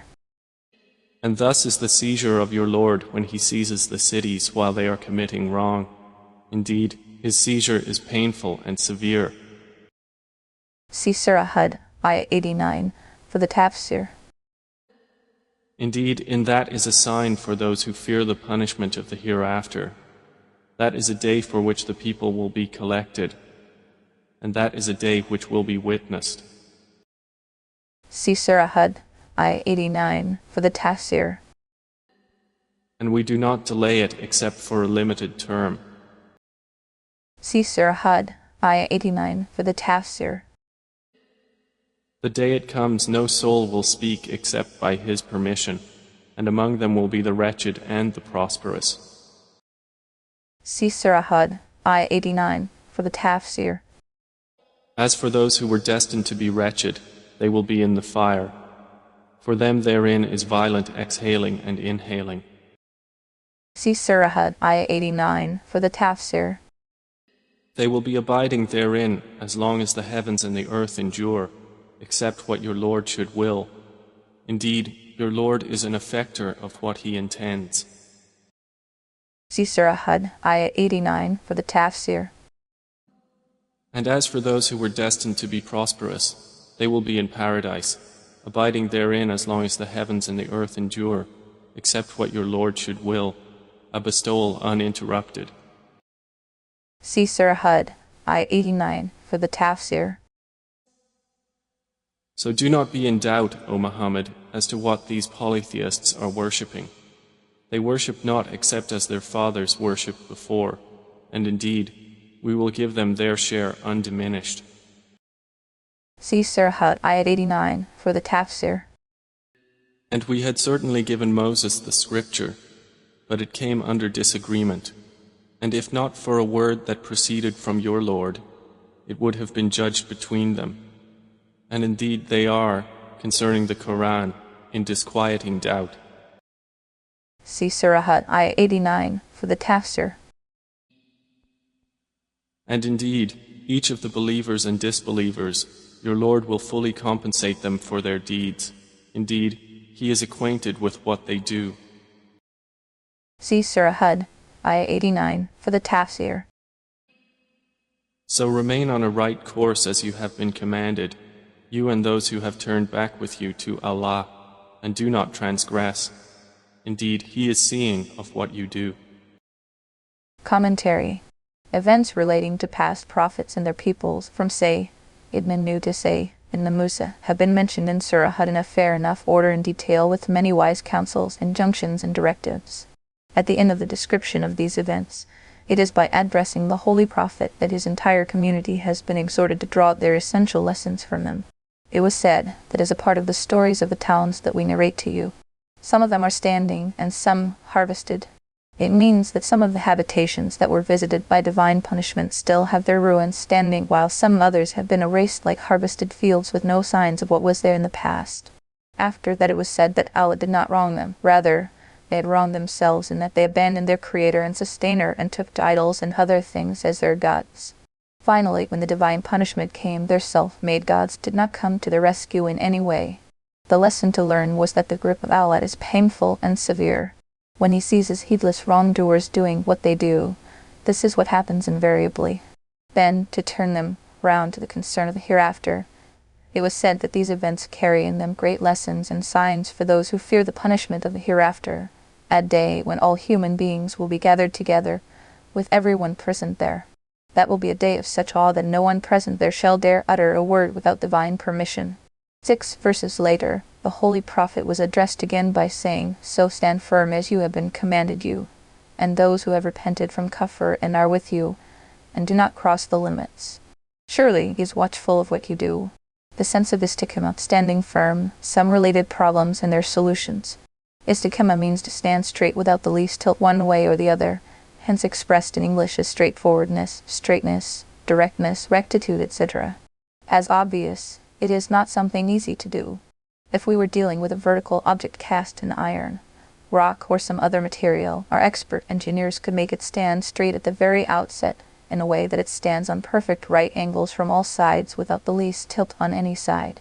But having a moving object stand straight at all times and under all conditions in this perfect state is certainly something extremely difficult. For discerning people, this is no secret. The Holy Prophet and all Muslims have been commanded in this verse that they should stand firm under all conditions in everything they do. Istiqamah is a small word, but in its sense it extends to many areas of application in a very unusual manner. The very meaning of this act of standing firm is that one has to move straight, forwardly, as commanded by Allah, on the straight path identified by Him, remaining within the limits set by Him. This has to be in all matters of beliefs, acts of worship, personal and collective transactions, morals, social dealings, economic pursuits inclusive of all channels of income and expenditure. In the event there occurs the slightest tilt, or decrease or increase, or shortcoming or excess, under any condition, and in any deed in any of these areas of activity, istiqamah becomes the first casualty. Errors in thinking and practice that show up around us are an outcome of this deviation from the command to stand firm. When people do not stand firm in beliefs, aqaidi, they start with self-invented practices in religion, bid'ah, and end up into the extremes of kufr, disbelief, and shirk, associating others with Allah. The principles of Allah's oneness, tawhid, and His being, dihat, and attributes, sifat, conveyed to us by the Holy Prophet, you are moderate and sound. People who commit any act of excess and deficiency or addition and deletion in them, even if they may be doing so with good intentions on their part, shall be considered astray and in error. As for those who belittle and lessen the limit set for having regard and love for the blessed prophets, everyone knows that they are stray and audacious. Similarly, those who commit the excess of assigning a prophet proprietary rights and divine attributes and powers also cross those limits and fall into an error of this nature. The Jews and the Christians lost themselves into this error. The methods of worshipping Allah and seeking nearness to Him determined by the glorious Qur'an and the Holy Prophet are great benchmarks. Any slicing, undercutting, or shortcoming in these drags one down from the desired level of standing firm, and similarly, any addition to these from one's own side ruins one's chances of standing firm by his indulgence in self-innovated ways in established religion. Unfortunately, such a person honestly thinks that he is pleasing Allah while, in fact, it is precisely the very cause of His displeasure. Therefore, the Holy Prophet has very emphatically prohibited his community from indulging in self-innovated ways in established religion, and mudathat, and has declared that to be acute error and straying. Therefore, before one does something as an act of worship, ibadah, for the pleasure of Allah and His Rasul, he must first investigate and ensure fully as to the nature of his action. He must find out whether or not what he is going to do stands proof from the Holy Prophet and his noble Sahaba in the same state and form. If it does not, let him not waste his good time and energy in this pursuit. Similarly, there are matters relating to transactions, morals, and social dealings. The Holy Prophet has followed the principles given by the Qur'an in his practical teachings, through which he has marked out a moderate and sound way of conducting ourselves in our lives. It has provided the Muslims with a moderate and straight course of action in the matters of friendship, enmity, softness and strictness, anger and forbearance, miserliness and generosity, economic activity and monasticism, trust in Allah and use of possible material means, finding what is necessary and relying on the prime mover all causes. These are different things, yet they have been fused into one, a straight path of moderation, and a virtual gift to Muslims not to be found elsewhere in the whole world. So the key is to act in accordance with these teachings and become perfect human beings. When people do not stand firm and tilt one way or the other, the society goes bad inevitably. In short, the concept of standing firm is comprehensive. It covers all parts and pillars of religion. When acted upon correctly, it becomes its eloquent demonstration. Sufyan ibn Abdullah Thaqafi asked the Holy Prophet, "Please tell me something so comprehensive about Islam that I need not ask anyone anything after you." He said, "Say, I believe in Allah, then stand firm on it."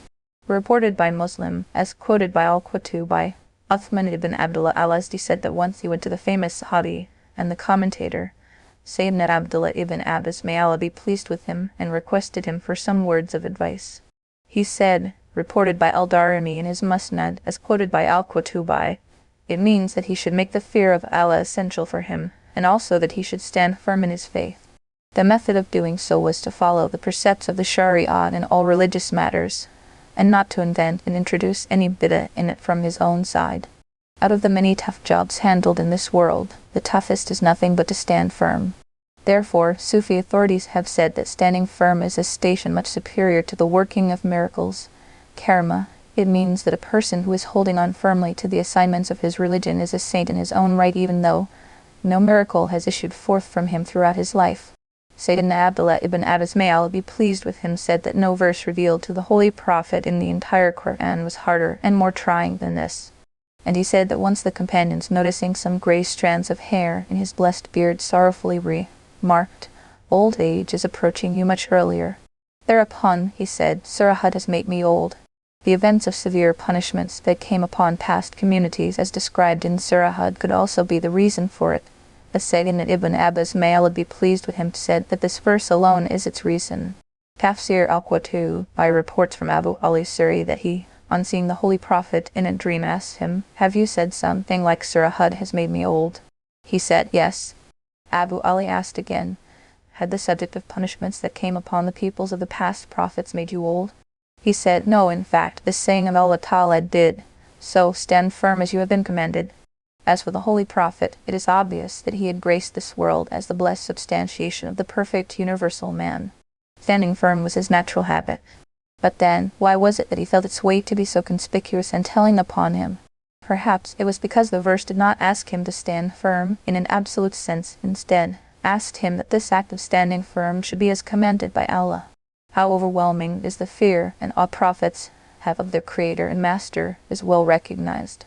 It must have been the effect of this fear and awe that, despite having his perfect stance of firmness, he was still concerned whether or not he had been able to come up with the kind of firmness and rectitude expected by his Master, the most exalted Allah. And it is also possible that he was not that concerned about his personal stance of firmness, because he, by the grace of Allah, had it in him. But there was something else to it. In this verse, the command given to him was also given to the entire Muslim Ummah.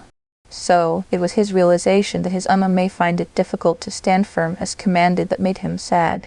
After the command to stand firm, it was said, "is," and "do not cross the limits." This word is a derivation from the verbal noun tabki, which means to cross limits, and which is the opposite of standing firm. It will be noticed that the positive statement to stand firm in the verse has not been considered sufficient. Rather, its negative aspect, that of its prohibition, was clarified expressly. This establishes the sense of the verse: do not cross the limits set by Allah and His Rasul in beliefs, acts of worship, transactions, morals, etc. For it was the outlet of all disorder and corruption in material and religious life. And do not incline toward those who do wrong, lest you be touched by the fire.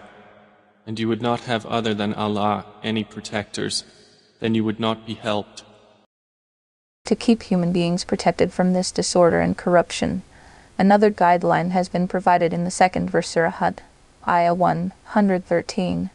And do not incline towards the wrongdoers, lest the fire should catch you, The word la tarkanu comes from the verbal noun rukun, which means a slight tilt towards one side, having confidence in and approval of it. Therefore, the sense of the verse is, whoever indulges in injustice and oppression ruins his or her life. Worldly and spiritual both, this is a fact everyone knows. But the slightest of tilt or inclination towards the unjust, placing confidence in them, being pleased with them, could also push man to the edges of the same abyss. What is the meaning of this tilt and inclination? There are some statements of Sahaba, companions, and Tabi'in successors about it in which there is no contradiction or difference. They are all correct in their respective places. Sayyidina Qatada, may Allah have mercy on him, said, it means, do not have friendship with the unjust and do not follow what they say. Ibn Jurayj said, do not nurse a leaning of any kind towards the unjust. Abu al-Aliya said, do not like everything they do. Qatubu by al-Sadi said, do not court the favor of the unjust through servile flattery, mudahana, that is, do not observe silence or show your approval at their evil deeds. Ikrimah said, do not sit in the company of the unjust. Qadi al-Baydawi said, following them in personal looks, fashion, and ways of living are all included under this very prohibition. Qadi al-Baydawi also said that this verse exudes the highest imaginable degree of severity in the matter of prohibition and unlawfulness of injustice and oppression. The reason is that it not only prohibits friendship and all other cordial relationships with the unjust, but, going farther ahead, it also prohibits the least possible inclination towards them or even sitting with them. Imam Abdurrahman ibn Amr al-Awza'i said, with Allah Ta'ala, no one is as detested as the alim, religious scholar, who, for the sake of his worldly interest, goes to meet someone unjust. Mazari, according to Tafsir al-Qurtubi, this verse tells us that it is obligatory, wajib, to abstain from the company of those who disbelieve, kafirs, those who disobey, sinners, and those who innovate in the established religion, practitioners of bid'ah, unless they have to be met under some compulsion. The truth of the matter is that company and social setting play a major role in one's betterment or corruption. Therefore, the famous Hassan al-Basri said about the two words of these two verses that Allah Ta'ala has compressed the entire religion within the two letters, la do not. The first one appears in the first verse, la tatqa, do not cross the limits, and the second one appears in the second verse, la tarkanu, and do not incline towards the wrongdoers. The first law or do not prohibits the crossing of the limits set by the Sharia of Islam, while the other prohibits the company of wrongdoing people, and this is the essence of the whole religion. And establish prayer at the two ends of the day and at the approach of the night. Indeed, good deeds do away with misdeeds. That is a reminder for those who remember. Commentary. The diction of the Quran points out to the great station the Holy Prophet occupies. It would be recalled that following the description of awe-inspiring events relating to past prophets and their peoples in Surah Hud, some instructions have been given to the Holy Prophet and his community that begin from the previous verse. So stand firm as you have been commanded. In these instructions, the beauty and eloquence of the Holy Quran stands out as highly educative. It will be noticed that a positive command to do something has been addressed to the Holy Prophet with his community, included therein as a corollary. Examples are as follows: so, stand firm as you have been commanded, you and those who have repented with you, and establish salah, and be patient. But when something was prohibited and instruction was given to abstain from it, the address was beamed at the Muslim community directly, for instance, and do not cross the limits and do not incline towards the wrongdoers.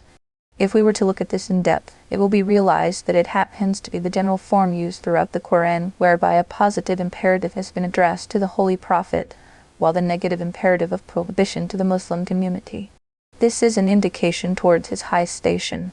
It tells us that things worth leaving off are things the Holy Prophet himself abstained from.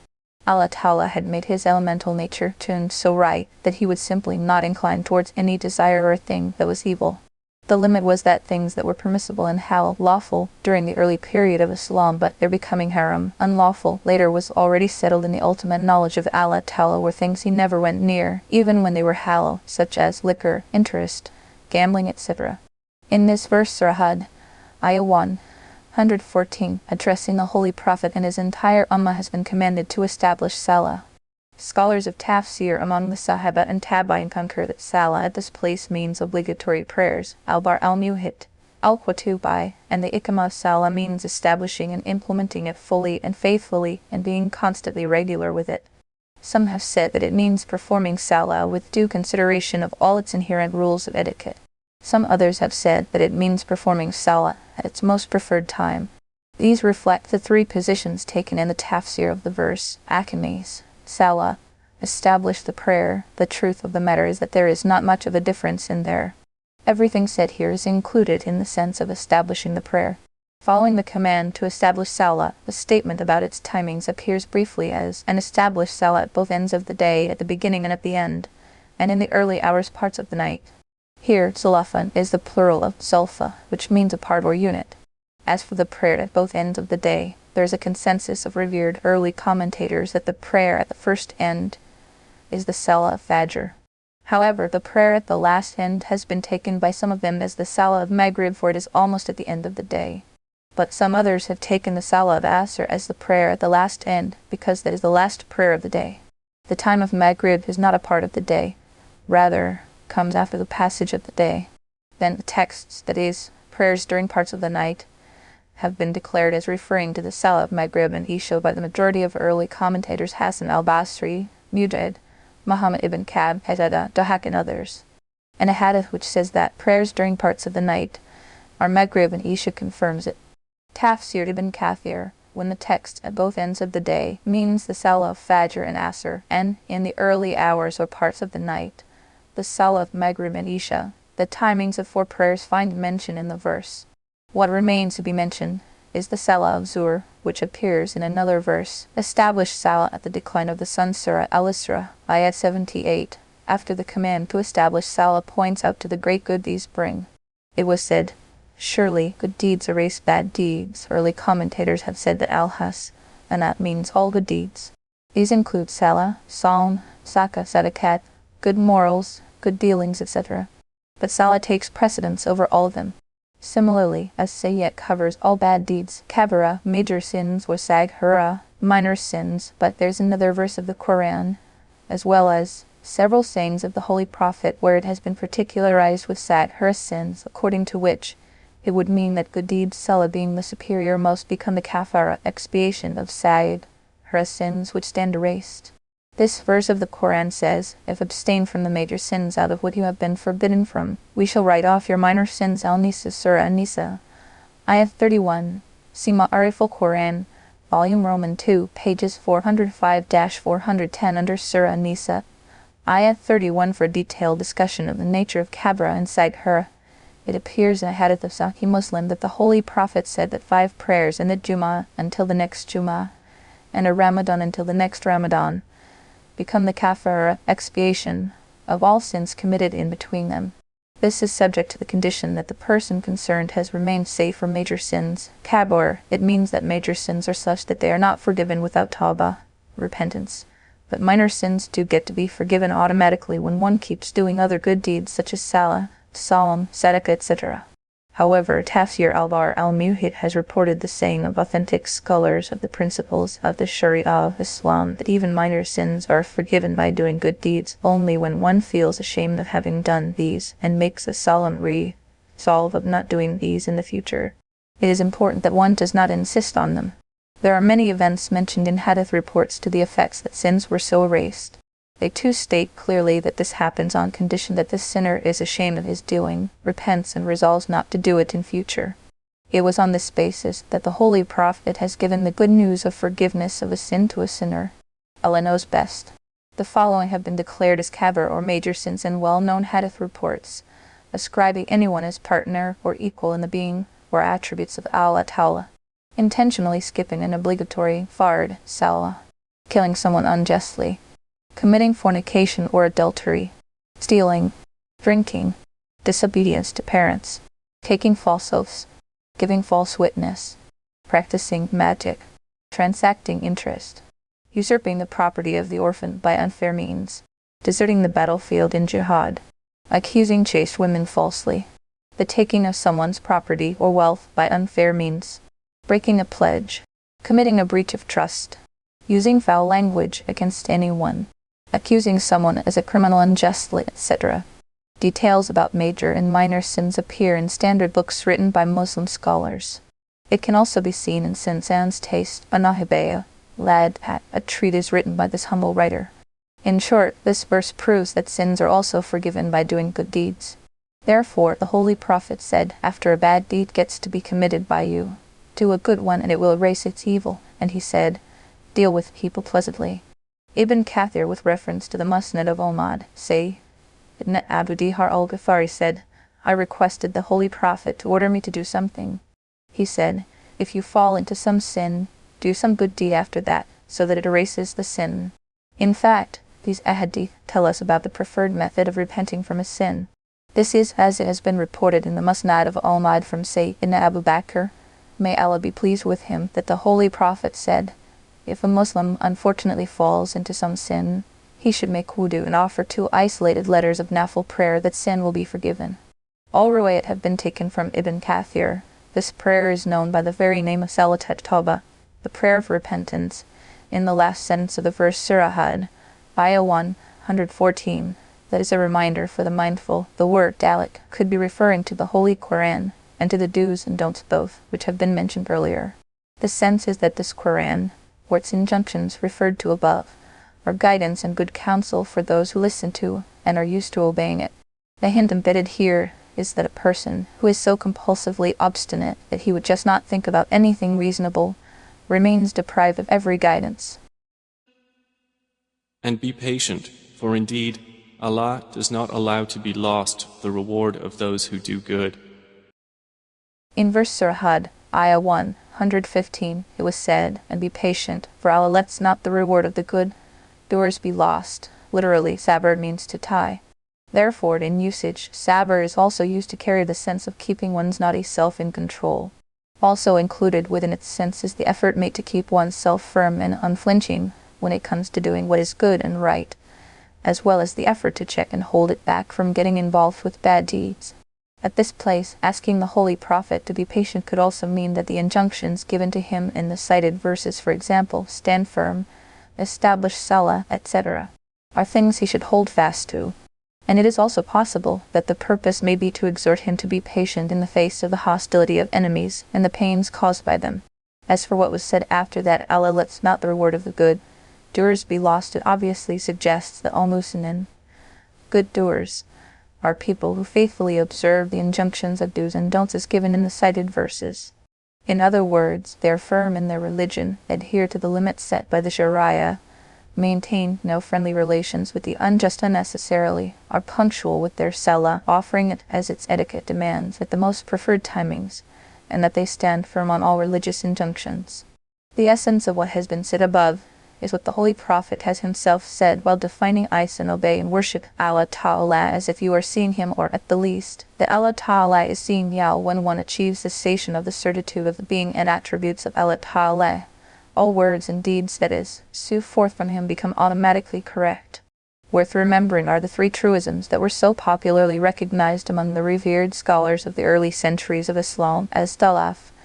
These they used to exchange in writing to each other, as if they were souvenirs worth saving. They said, anyone who gets busy working for the hereafter, life to come, Allah Ta'ala takes it upon Himself to put his worldly chores in order and sees to it that they come out right for him. Anyone who corrects his inward state of being, so much so that he moves the orientation of his heart away from everything and turns it towards Allah Ta'ala, he sees to it that his outward state of being stands corrected all by itself. Anyone who puts his matter with Allah Ta'ala sound and correct, Allah Ta'ala Himself corrects all matters pertaining to Him and to those He relates with. The original wording of these 3 truisms is being given below, Tafsir al-Bayan, p. 131b. So why were there not among the generations before you those of enduring discrimination, forbidding corruption on earth, except a few of those we saved from among them?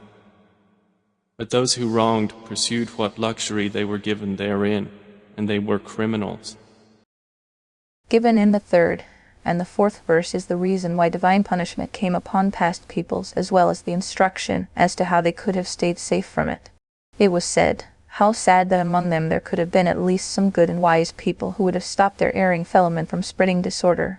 The exception was that of a counted few who followed the noble prophets, and they were the ones who stayed safe from the punishment. As for the rest of them, they went for the luxuries of the material world and turned into compulsive sinners. In this verse, people of discernment, balance, and foresight have been identified through the expression, remnants of wisdom. The word badia means that which remains. It is human habit that one lets what is most dear to him remain with him under all conditions, preserved and retrievable. When some need would arise, he would give away everything but not that. Therefore, reason and insight are called bakia, or remnants, because that is the dearest one has. And your Lord would not have destroyed the cities unjustly while their people were reformers. It was said in the 4th verse Surah Hud, Ayah 117, that Allah does not destroy towns and habitations unjustly while people living there are good in their ways, that is, they are believing Muslims. The sense is that the probability of injustice and oppression does not exist with Allah Ta'ala. Those destroyed deserve being destroyed. Some early commentators have said that the word Zulm, injustice, in this verse means shirk, ascribing of partners in the pristine divinity of Allah, and muslihan, people good in their ways, refers to people who, despite being mushriks and kafirs, are good in morals and dealings, do not hurt and cause pain to anyone, do not lie and do not cheat. Thus, the sense of the verse comes to be that the punishment of the world does not fall on a people simply because of their being mushriks and kafirs, unless they were to spread disorder in the land by their very deeds and morals. The cause of all punishments that came upon the past peoples was but their particular evil deeds. The people of Sayyidina Nub caused him all sorts of pains. The people of Sayyid ibn Shaib, may Allah be pleased with him, spread disorder by weighing and measuring short. The people of Sayyid ibn Nalat took to the worst type of evil act. The people of Sayyidina Musa and Isa oppressed their prophets. The Holy Qur'an says that these very misdeeds were the reason why punishment came upon them. Divine punishment does not come in this world because of bland kufr and shirk. The everlasting punishment of the fire of hell is its punishment. Therefore, some ulama have said that countries and governments can survive with kufr and shirk, but they cannot survive with injustice and oppression. And if your Lord had willed, He could have made mankind one community, but they will not cease to differ. Difference blameworthy and praiseworthy. When it was said in the 5th verse Surah Hud, Ayah 118, had your Lord willed, He would have made all the people a single community. The sense is that had it been the will of Allah, He would have made all human beings except Islam by force. All of them would have then become nothing but Muslims without any difference remaining between them. But such are the dictates of His wisdom that, in this world, Allah Ta'ala does not compel anyone to do something. Instead, He has entrusted man with a kind of choice under which he could do whatever good or bad he wishes to do. Then, human temperaments differ, ways differ, and deeds differ. The outcome is that there always will be some people who would keep at loggerheads against the true faith, of course, with the exception of those whom Allah Ta'ala has blessed with His mercy, that is, those who have been following the noble prophets. This tells us that difference at this place means hostility and opposition to the true faith and the teachings of prophets. The difference based on ijtihad, which is inevitable among religious authorities and jurists of Islam, an ongoing process since the period of the Sahaba, is not included under this purview, nor is it contrary to divine mercy. In fact, it is the very dictate of Allah's wisdom and mercy. Those who have declared the differences among mujtahid imams to be counter to mercy in terms of this verse have done something which is itself counter to the context of this verse as well as counter to the consistent practice of the Sahaba and Tabi'in. And Allah is pure and high, and He knows everything best. Except whom your Lord has given mercy, and for that He created them. But the word of your Lord is to be fulfilled that, I will surely fill hell with jinn and men altogether. See Surah Hud, Ayah 118, for the Tafsir. And each story we relate to you from the news of the messengers is that by which we make firm your heart. And there has come to you in this the truth and an instruction and a reminder for the believers. See Surah Hud, Ayah 118, for the Tafsir. And say to those who do not believe, work according to your position. Indeed, we are working. See Surah Hud, Ayah 118, for the Tafsir. And wait, indeed we are waiting. See Surah Hud, Ayah 118, for the Tafsir. And to Allah belong the unseen aspects of the heavens and the earth, and to Him will be returned the matter, all of it. So worship Him and rely upon Him, and your Lord is not unaware of that which you do. See Surah Hud, Ayah 118, for the Tafsir.